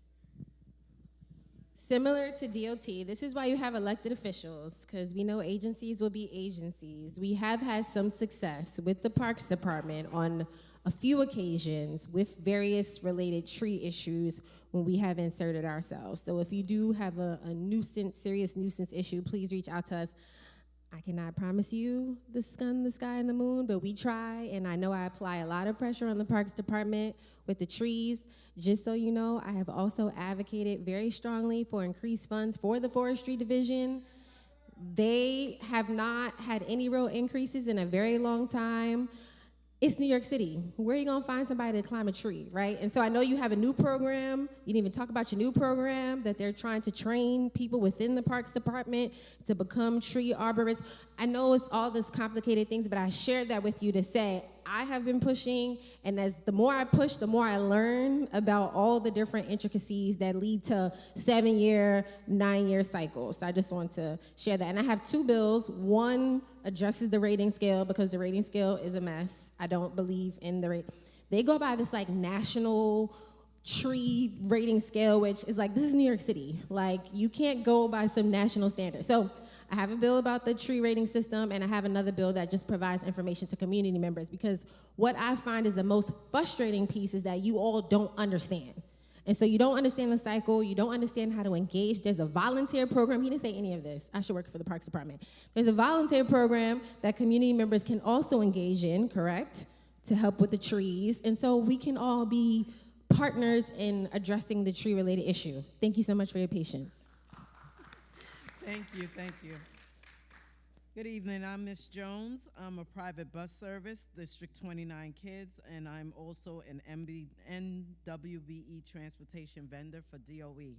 So my question goes to the DOT and safety project dealing with pedestrian users and safety. On Springfield and South Conduit and North Conduit, the bridge over the highway, the sidewalk is still under construction. It has been a complete mess trying to cross over on Springfield. It's issues with students crossing that area, walking literally in the streets, and adults, walking on the streets. So I'm trying to ask, what is taking so long for this little area to be fixed as far as the sidewalks? So that, off the top of my head, that sounds like our bridge rehabilitation project, that Springfield Boulevard Bridge over the Belt. So we need to follow up with that project team to understand the full timeline. I know there is a community construction liaison who's managing that, the outreach as well. So I don't know if you have their contact, I can give that to you. I don't know it all. Well, I was just on the President Council meeting last night with District 29 President Council, and they told me, well, they shared with the community that it was supposed to be done last year in December. Yeah. In December of last year. What is taking so long? So I'll have to find out. I mean, this is, DOT manages many bridge rehab projects, so that's one that I will look into, and let's connect as well. I'd love to be able to share all that information with you once I have it. Okay, and the next question is for the police. The corner of 217 and Linden Boulevard, which is my corner, my area, in front of Food Bazaar, is always men congregating on the side streets. My daughters take the Q4, the Q51, and it's a safety issue. And the question is, what are they doing there? And most of the times we're smelling marijuana. So I just wanted to point out that area. We need more police presence over there. We need foot patrol over there, and just stand over there and try to get these adult men that's supposed to be at work hanging around. Thank you. Good evening. So, Captain Moody, 105 Precinct, the location that you're referring to, 217 in Linden, that's in the confines of the 105th Precinct. Yes, that's correct. So the gentleman that you're speaking about, basically, which store they hang out in front of? The Food Bazaar?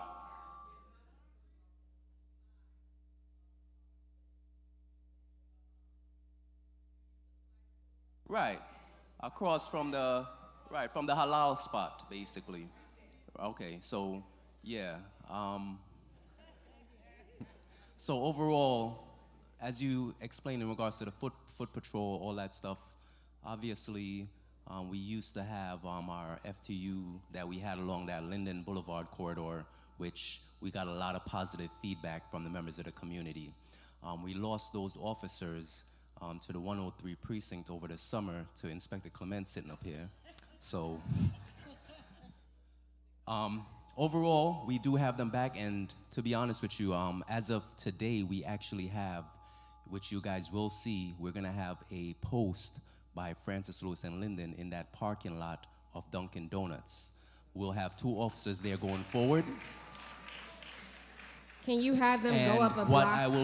what I will relate to them is that while they are there, they're not planted pots. They can move. They're gonna walk up the block and address your concerns by the halal spot on 217 in Linden. Yes, thank you. So this is why I have a wonderful team. So thank you, Whitney. She sent me the bills. So we passed the bills. They were essentially, one bill was developed and published. It required the Parks Department to develop and publish criteria for prioritizing tree maintenance. The guidelines consider several factors, including potential risks to nearby buildings, whether a fallen tree or branches still pose a danger. So this addresses the system of the rating. And then 978 mandates that the city's 301 customer service center, in collaboration with the Parks Department, provide residents who are requesting tree pruning services with online resources. So this would include a tree inspection map, a tree pruning schedule, and links to relevant New York City parks pages. So it just requires them to give you more information if you're calling about it. Number 10. Number 10, leave. Oh, it's you. You're the lucky winner.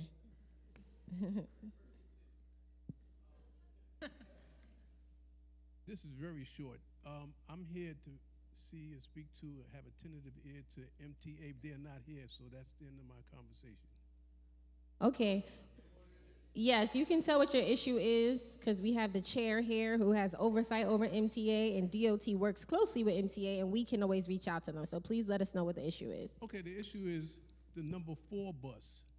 I live at 107 Merrick Boulevard. The number 4 has rush. It goes right past, and you need the number 4 senior citizens to go down Linden Boulevard to Farmville grocery store because it's a better store than those bodegas and little groceries around there. But the bus don't stop there. We need that bus to stop there to pick up the senior citizens in all 3 buildings. And the winter is coming, and you got to talk to seniors that have walkers. You got to deal with ice. They tell us the walk is good for our hearts. That's none of their business, though, what's good for our heart. We need that bus to stop there with that ramp to pick up senior citizens.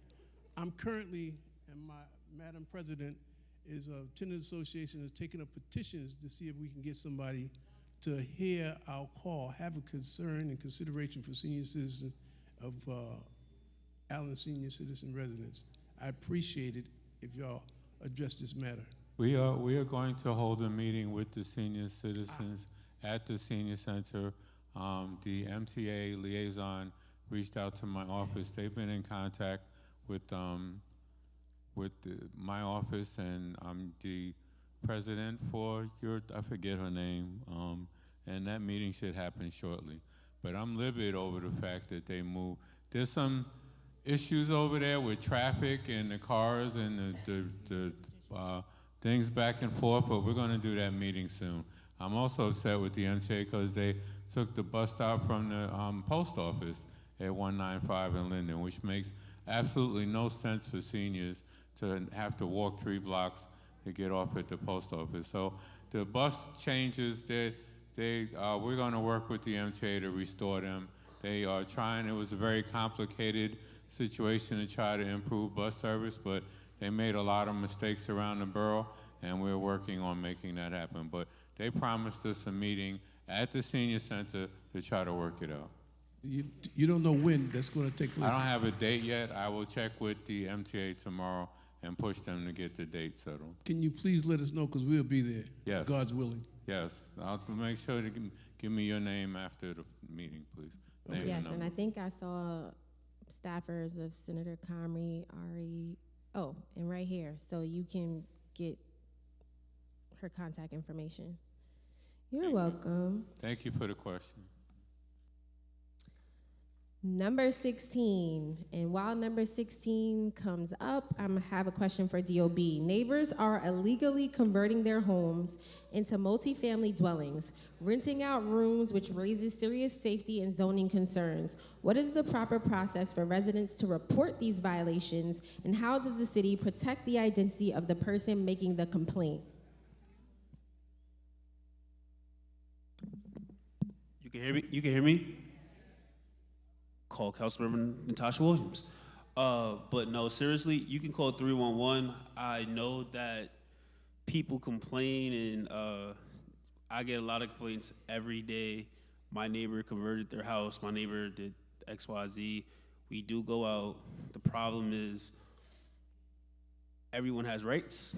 You can deny the builder's department access to your home as the property owner. Our inspectors do go out and try to look for external evidence, because as we know, internal evidence is very hard to get. Very few people, I always tell people, if someone knows they're doing the wrong thing, they're not letting us in, unless people have to be very not smart to let us in if they know they're doing the wrong thing. But if they know they're doing the wrong thing, they're not letting us in. So we always try to look for external evidence. I tell people who make complaints, when you say complaints to all your elected officials and civics, please provide pictures.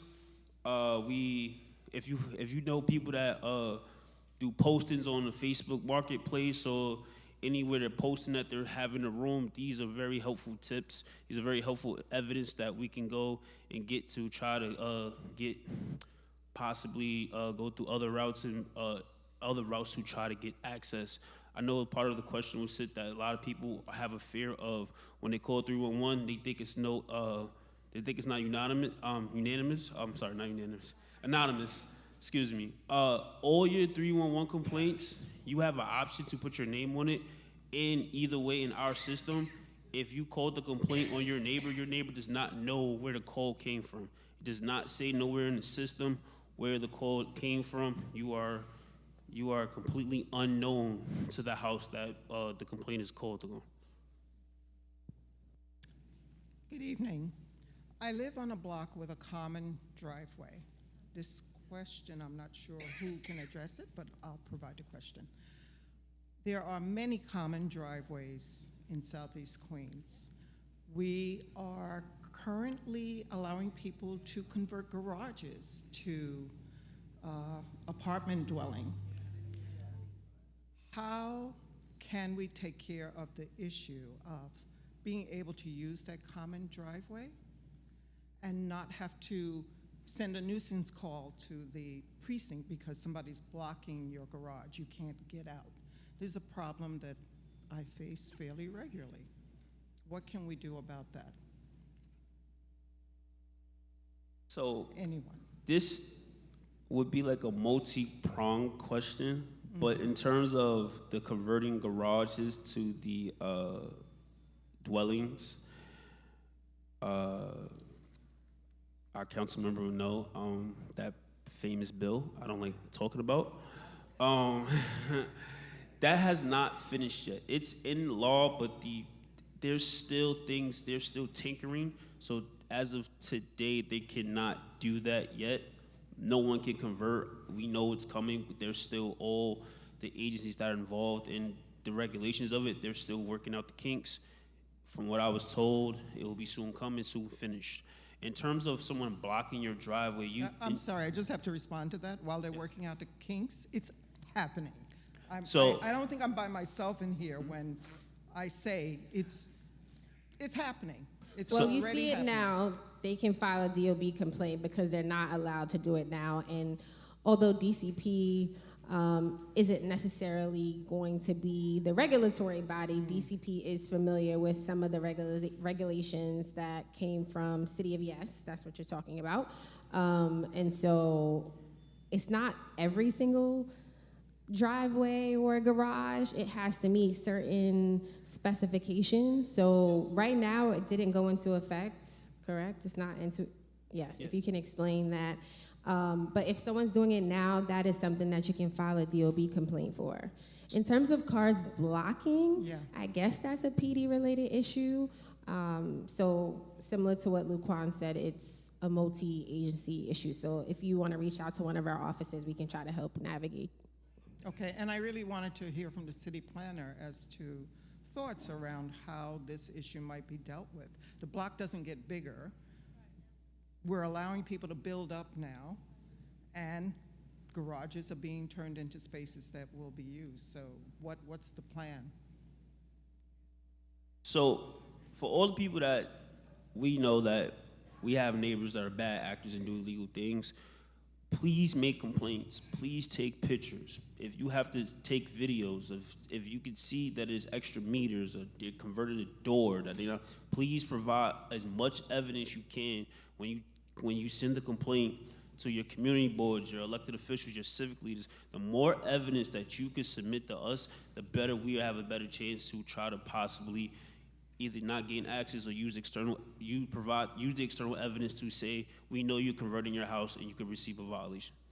Okay, that's true, but I think I want to hear from the city planner about what the thinking is around this. Yeah, thank you so much. So as the councilwoman noted, City of Yes was passed last December, which included allowing certain districts, certain homes to convert sort of like their garages into an accessory dwelling unit. So it is part of the city's efforts to increase the housing stock. And as you noted, some of those things have already happened. And by doing that, I think we are placing a spotlight in this need, and then also bring all the agencies together to figure out what the regulatory issues are so that it could be safe. So things like such as blocking the driveway should not be happening. And you know, those are the things that we should be logging and making sure it doesn't happen. But I mean, the zoning rules is so that we can allow more housing and can allow families with young, you know, children who are getting older to stay at home, and you know, there is an affordability crisis. So that's what that part is trying to address. But certainly, if there are issues that has to do with safety, you know, we work with our sister agencies at DOB, FDNY, and all of that, just to understand like how can we make sure that those things don't happen. I just wanted to say really quickly that this is why it's very important for you to vote no on those propositions. Say the numbers again. 2, 3, 4. Oh, because it takes all of the DCP, it'll take it all out of the council members' hands, and it'll give it to a city agency. And so when we say you have to show up, so everyone knows election day, the early voting starts October. Yeah, October 25th, and you're gonna tell all your friends and family to vote no on those propositions, okay?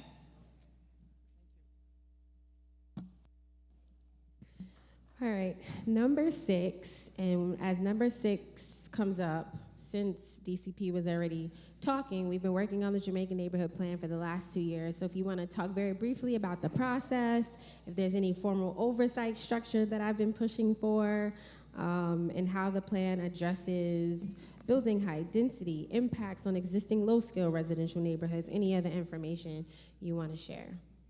And then Yes, thank you so much. I know it's getting late, so I'll try to be as brief as possible. So as some of you may know, the Jamaica Neighborhood Plan was a culmination of 2 years of engagement with this community. And through that process, the city put forward a proposal to rezone approximately 230 blocks of Southeast Queens. By doing that, we're kind of allowing and increasing the potential for more housing units during a time when housing is extremely unaffordable across the city. And so we, at the department, we studied appropriate areas for density, mostly around Jamaica Center, where we have such rich transit LIRR connections and bus connections, along certain corridors in Merrick, Hillside, Guy-R Brewer, where there are a lot of buses, and also where actually, to be frank, the department has been seeing private applications as well. So by including those corridors, we are putting forth a comprehensive plan for this neighborhood. And as part of that process, been working very closely with Councilmember Williams. In addition to this added density and more residents coming in, are there services, or there investments, infrastructure needs that this community needs? And certainly your representative has been very vocal about things that are important to her, important to this community. So we are still in that process right now. We're in ULURP, coming to a close for that process, but it's not a close to our conversation and how to implement the things that we've been talking about. So one of the things that the Councilwoman has been advocating for is an oversight committee, task force committee, where at the adoption of this plan to make sure that the city agencies are on the hook to provide what we said we were going to do, that we continue to come back to community and provide updates. So that is in discussion.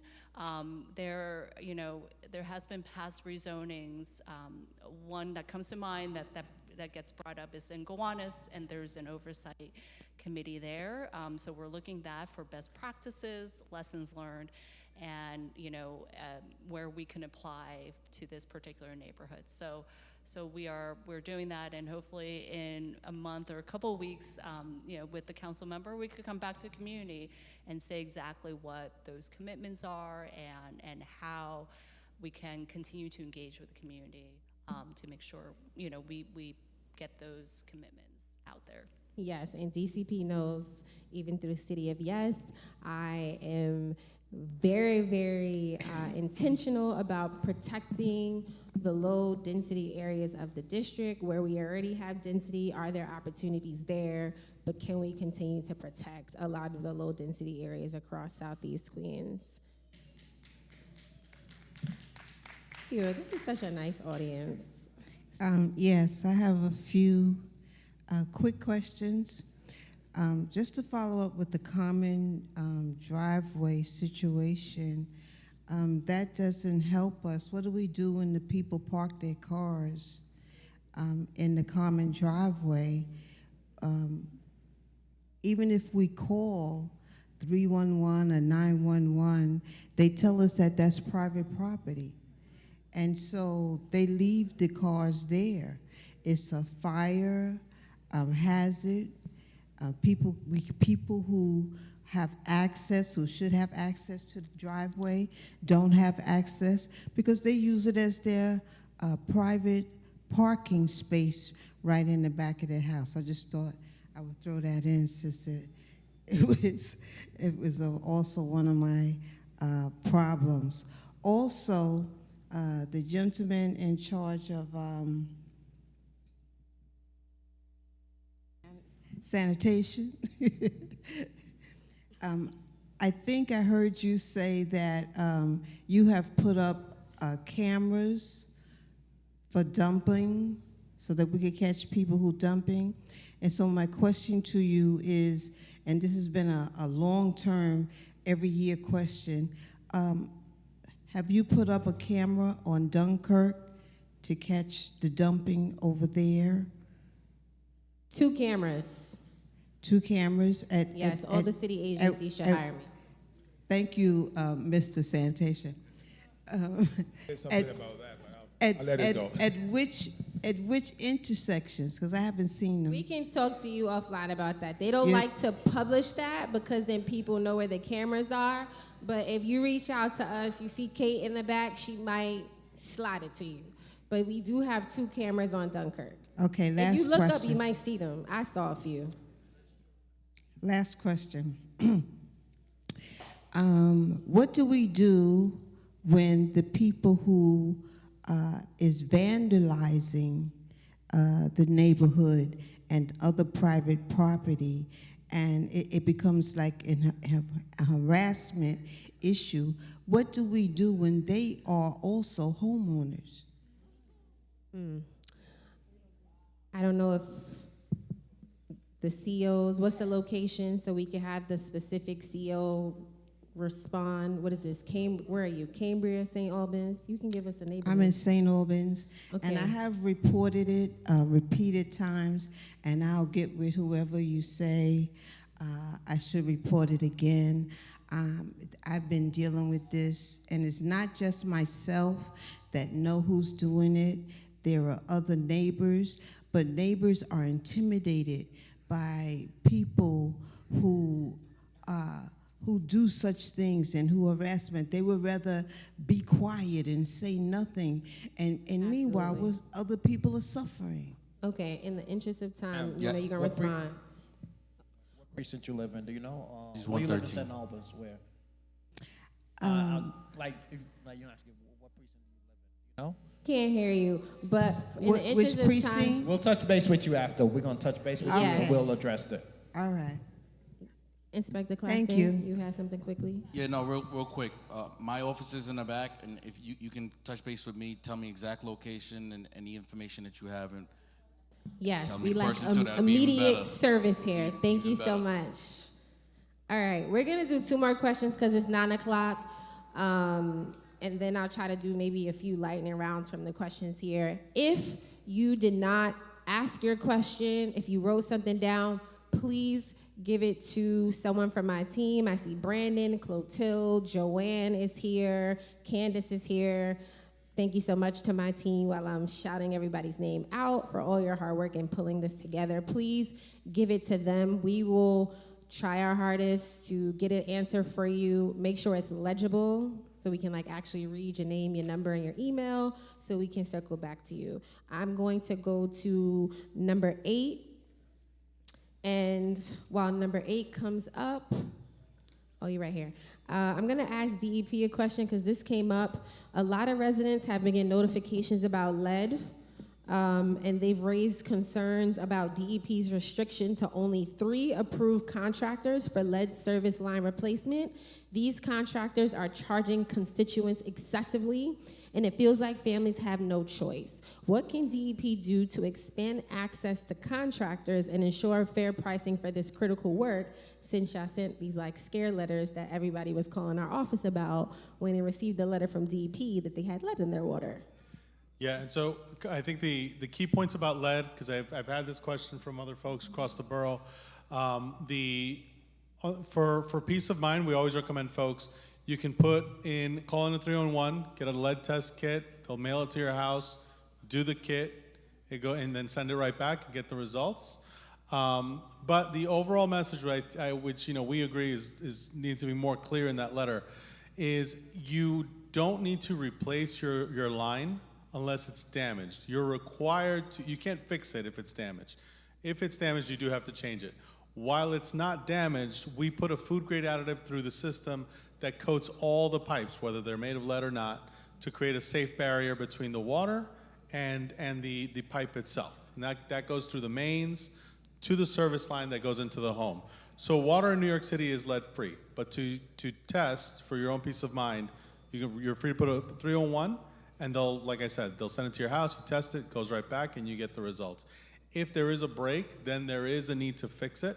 And so there's several different things. It's one of these where it's kind of a case by case. If that's the case, you can always reach out to our office so we can take a look and see sort of like what's per our maps. If your home has that, there's websites we can refer to as well. But I would say reach out to us. Again, I've said it a few times, but just in case, to make sure everybody got it, that the Queens DEP at dep.nyc.gov, and we can help navigate all of those questions.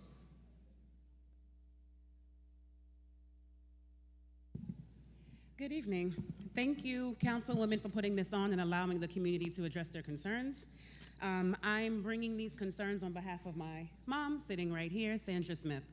So the 2 concerns that she would like to raise, number 1 is there is a corner store on the corner of Farmers and 113th where there is persistent overnight loitering, where they're playing loud music, they're talking loudly into the wee hours of the morning. And my mother, please stand up, she's not a very tall woman, not a large woman. She has gone out at 2 a.m.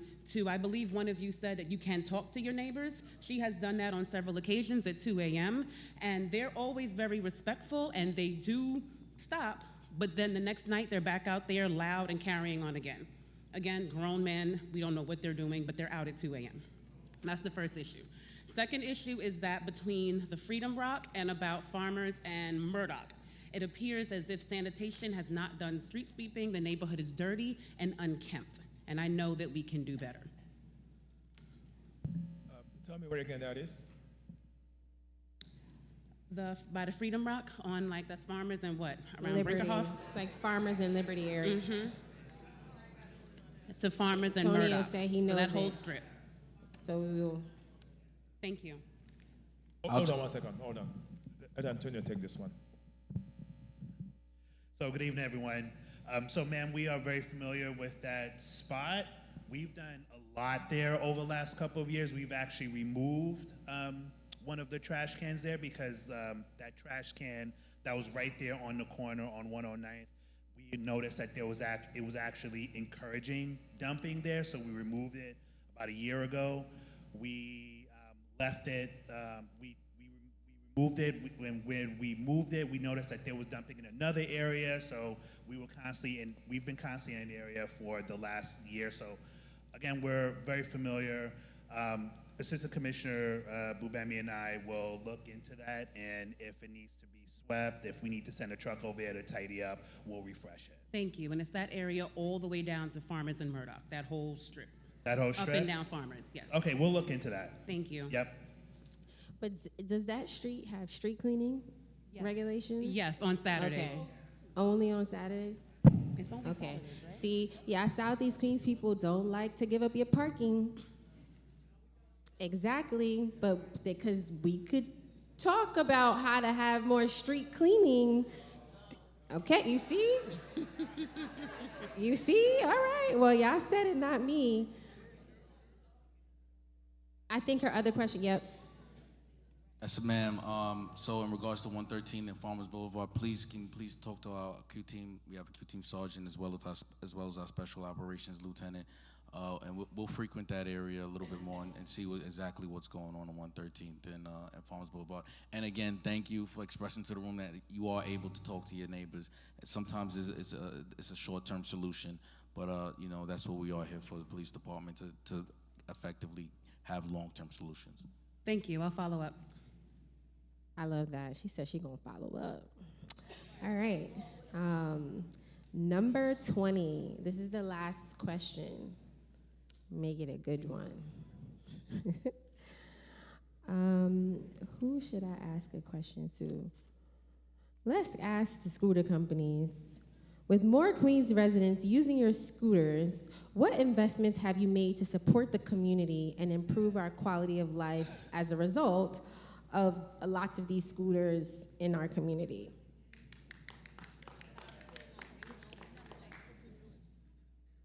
Hi. I think this question really starts with our program fees. We pay to DOT $130 per scooter per year, which adds up to several hundred thousands of dollars between our program here and in the Bronx. That money is the principal funding source for parking infrastructure, for safe riding infrastructure, for general pedestrian safety upgrades that benefit everyone in the neighborhood. And so we're not getting a free lunch here. We're very much paying for the privilege of operating in New York. And so I think from a very specific tied to the program sense, our community investments really kind of focus through that lens. So, can we finish answering the question? So, Nicole Yearwood from Lime, I'm gonna +1 what he said. We do the same thing. We pay fees to the city to operate here. Those go into the general fund for the infrastructure that he mentioned. In addition to that, and I'll speak for both of us, we both have discount programs for anyone who's enrolled in a city, state, or federal assistance program, students who are enrolled, who have Pell Grants, people who are unemployed. So we do offer discounts to those people who need additional assistance. The other thing that we do as Lime, we offer Lime to the polls. So when it was mentioned earlier, we have early voting starting. So early voting through Election Day, we offer 2 free rides so that people can get to their early voting sites as well as their Election Day poll sites. On top of that, we also support and sponsor local community events. We're sponsoring the upcoming Kindness Carnival, which we did last year. Also, we partnered on the Jams Festival last year, and we look forward to working with additional community partners and possibly supporting events in the district. Thank you. Yes, that's what we want to hear, because we don't know what DOT does with them. Just kidding, just kidding. Okay, thank you. And we look forward to continuing to work with Lime and VO to support our community events.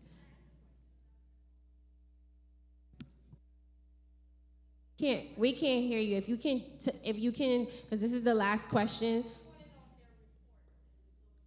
Okay, great. So do you guys report or disclose? Yes, we have to file monthly data reports to our DOT program managers, and within those reports, we talk about our event participation.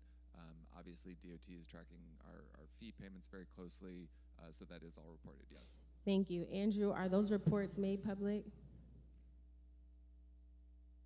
Not the monthly that's being referred to, but I can check back with the team as to what data we have available. Okay, if anybody is looking for more data, please feel free to reach out to our respective offices. Can I give a point or two real quick, though, Absolutely, that I do have? Andrew, yes. I just do I'm want to sorry, give we're further talking context. about the DOT regulated program. Go ahead. Just want to give some stats about the program that were not mentioned. 1.6 million trips have been taken in Queens since this program has launched.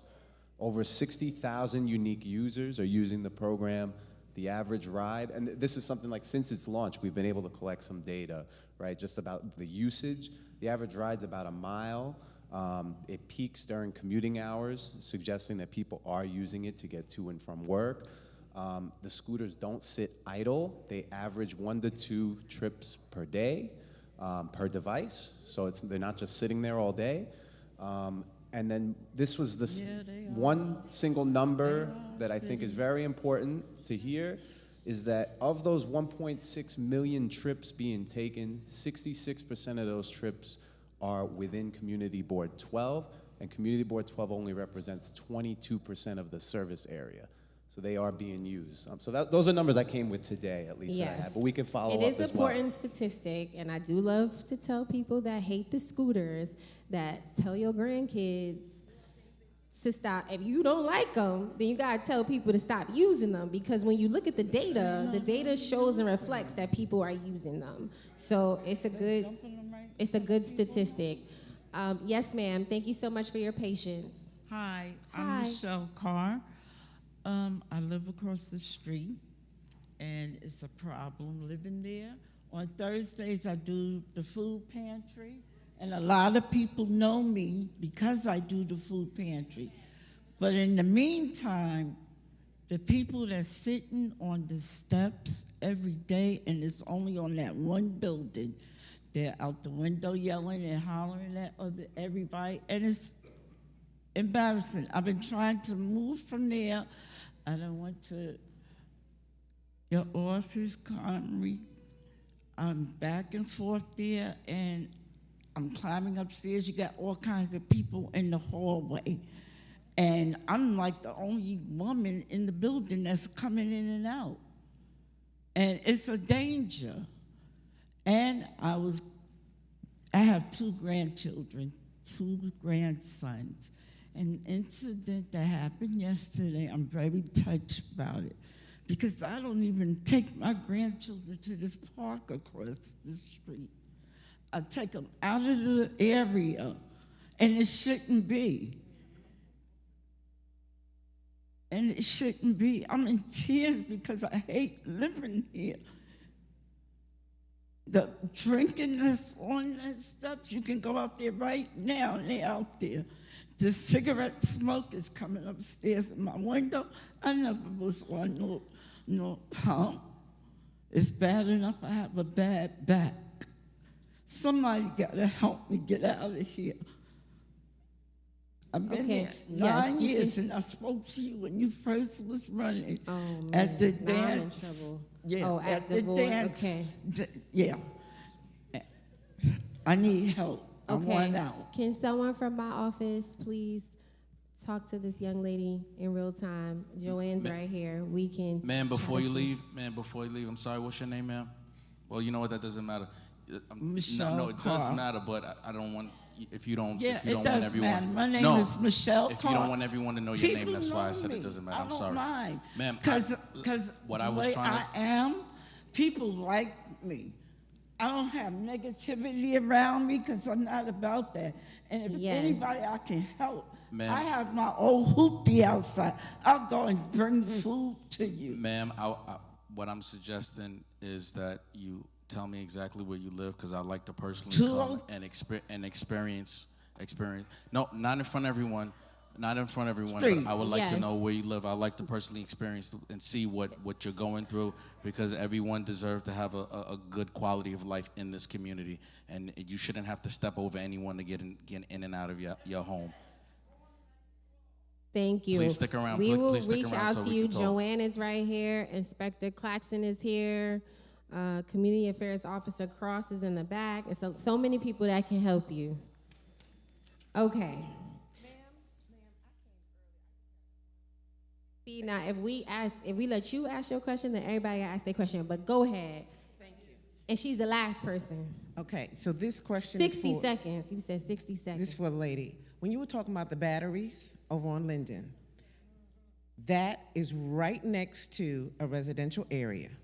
The company is suing the homeowners because they want access. So as a homeowner, a taxpayer, I find it offensive to have batteries right next to a home, and also offensive that if the homeowner says, no, you cannot use my property, now that company is suing the homeowner, insisting to have access.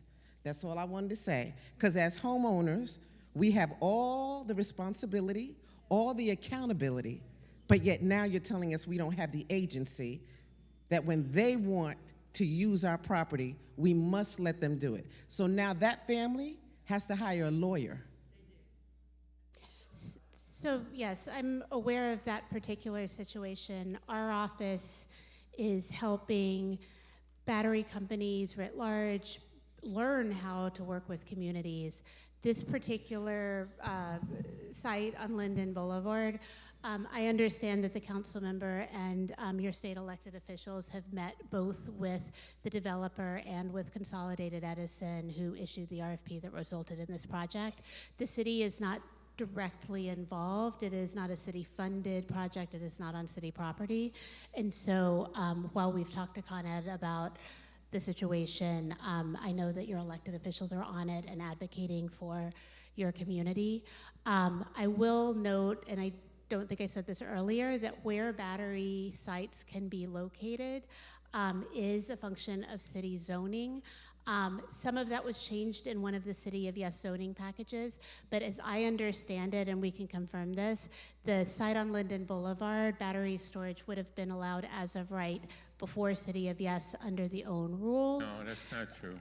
So That's that's, true. again, That's true. let me confirm that, and if that's not true, then us in city planning will make it back. But I do believe that we are all have to work with each other and community members. But see, absolutely. that answer is unacceptable. The other thing is the fire department said, with all that you said about the batteries, they said they do not have the capacity to put the fire. They said in a previous meeting, they do not have the capacity to put the fire out. They will have to let it burn itself out. Right. And this is right now, a driveway away from houses. Yes, if you let us answer, because you're right, everything you said is on point. And it is true, because before this battery facility was in the mix, that was a gas station. So that type of use was always allowable in that area. So I just wanted to clear that up. That particular use was as of right because it is a commercial overlay. That means while there is a residential neighborhood right around the corner, Linden Boulevard itself is commercially zoned. But I wanted to let our great senator talk about some of the efforts that he's leading with myself and Assemblywoman Hyman to really try to address the issues that you mentioned. We have been pushing Con Ed, which is $1 billion company, to move the site and to change the contract. The Adderley Park Civic, as you know, has offered other sites for them to go to. Also, the site at 181st in Jamaica, I don't know if they tore down a huge lot there, which is also abutting neighbors' houses. We've given them alternative sites. So we are pushing hard on Con Ed. I wouldn't want that, and I don't think that the person from wherever agency she's from would want that next to her house.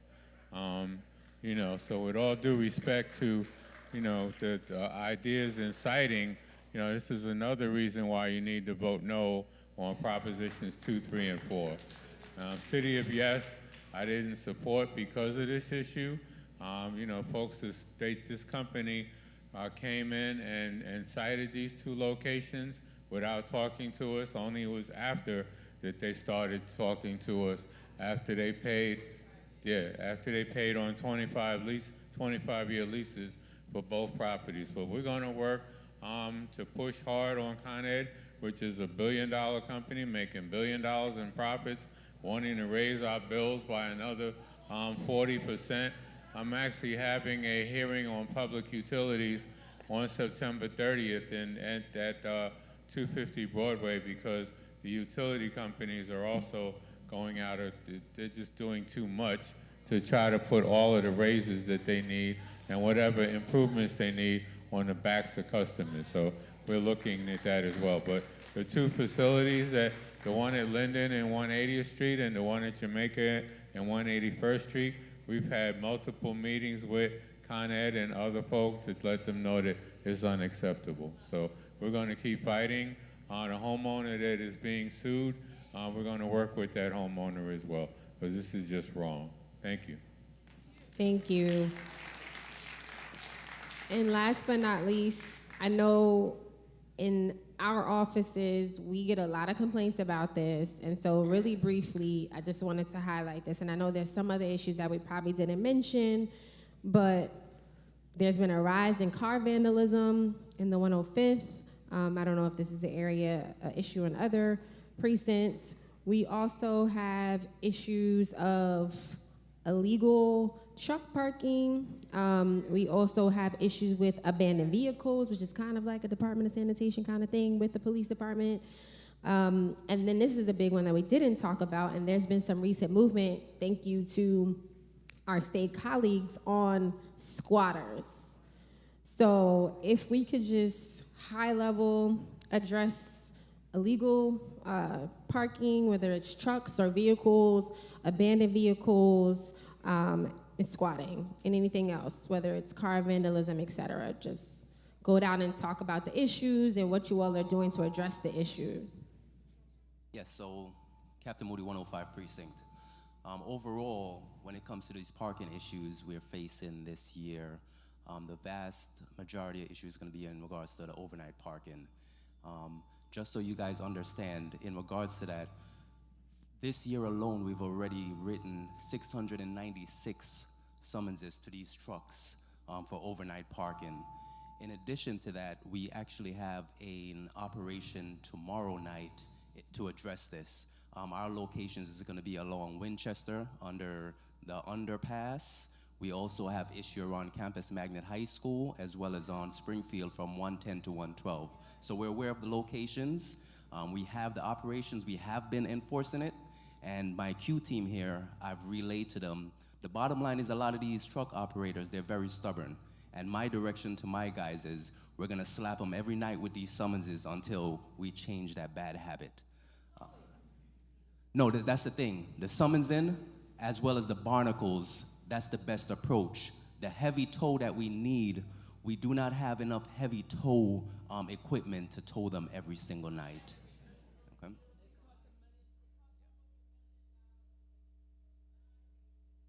Just, if I might chime in, just overall, year to date, we wrote 370,000 parking tickets.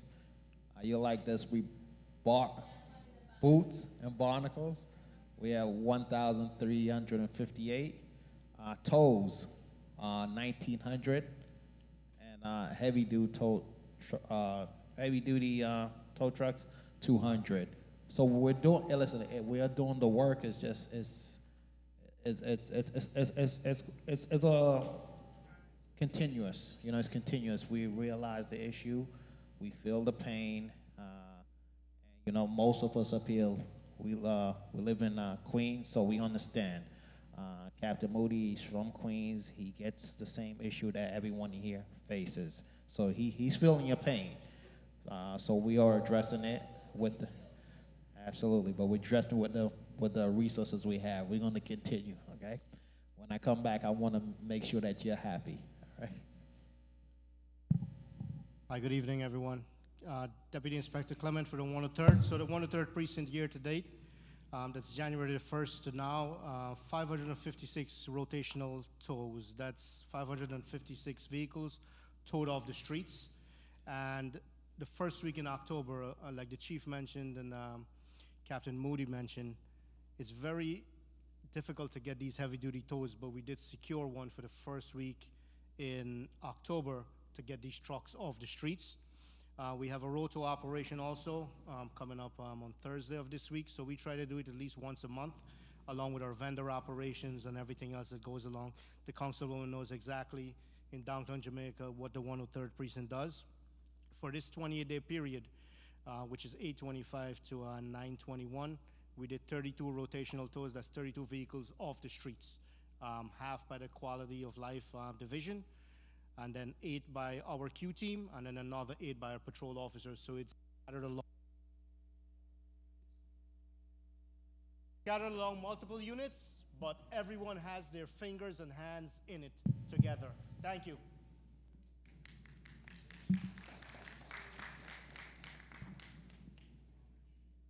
I understand the councilwoman mentioned in regards to vehicle vandalism, so I'll speak on that aspect. So currently, for the 116 precinct, we had about 86 thefts of airbags.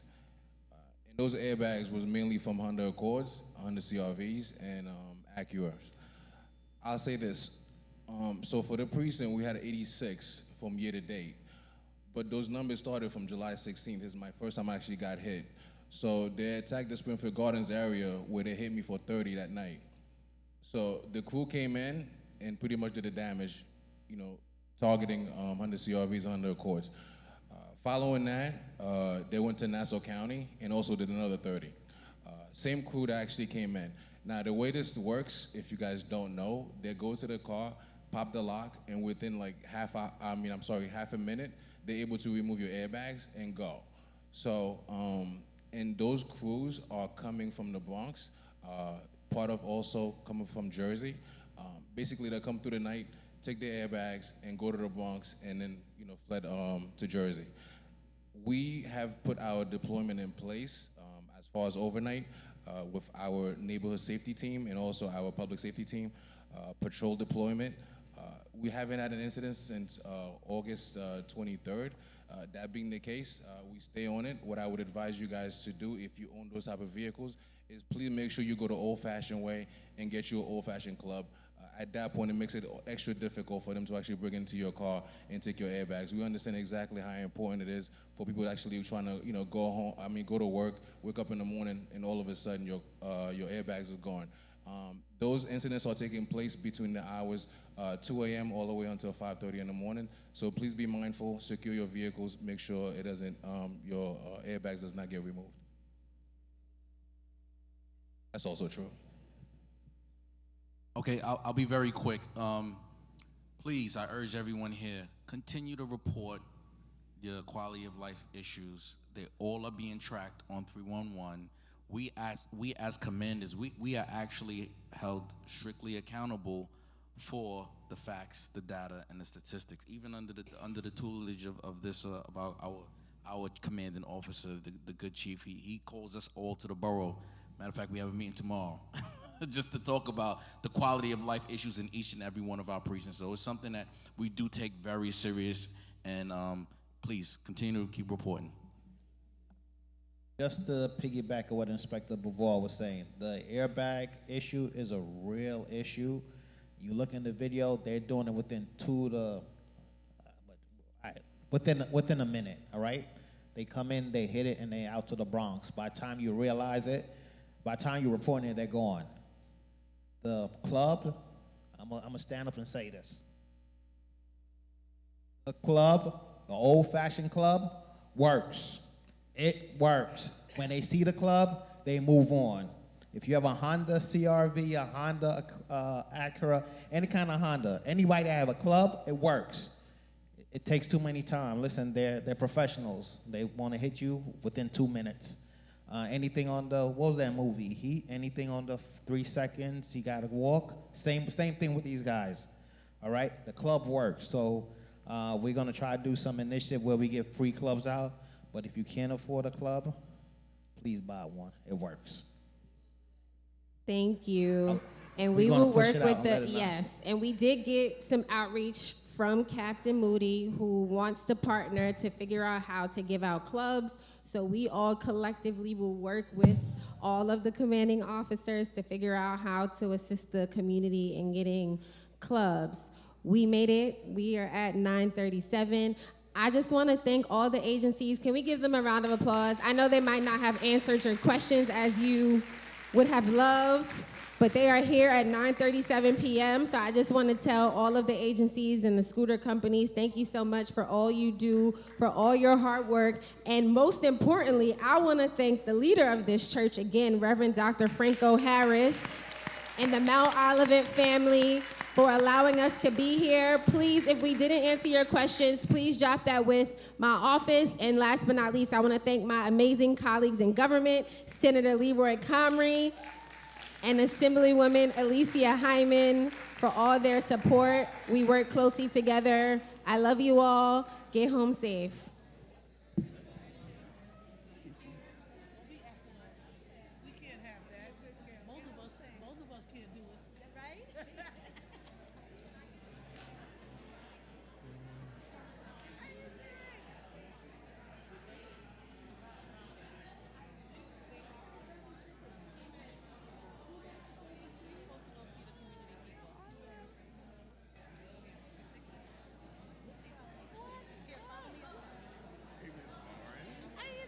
Good to see you. Familiar? I got a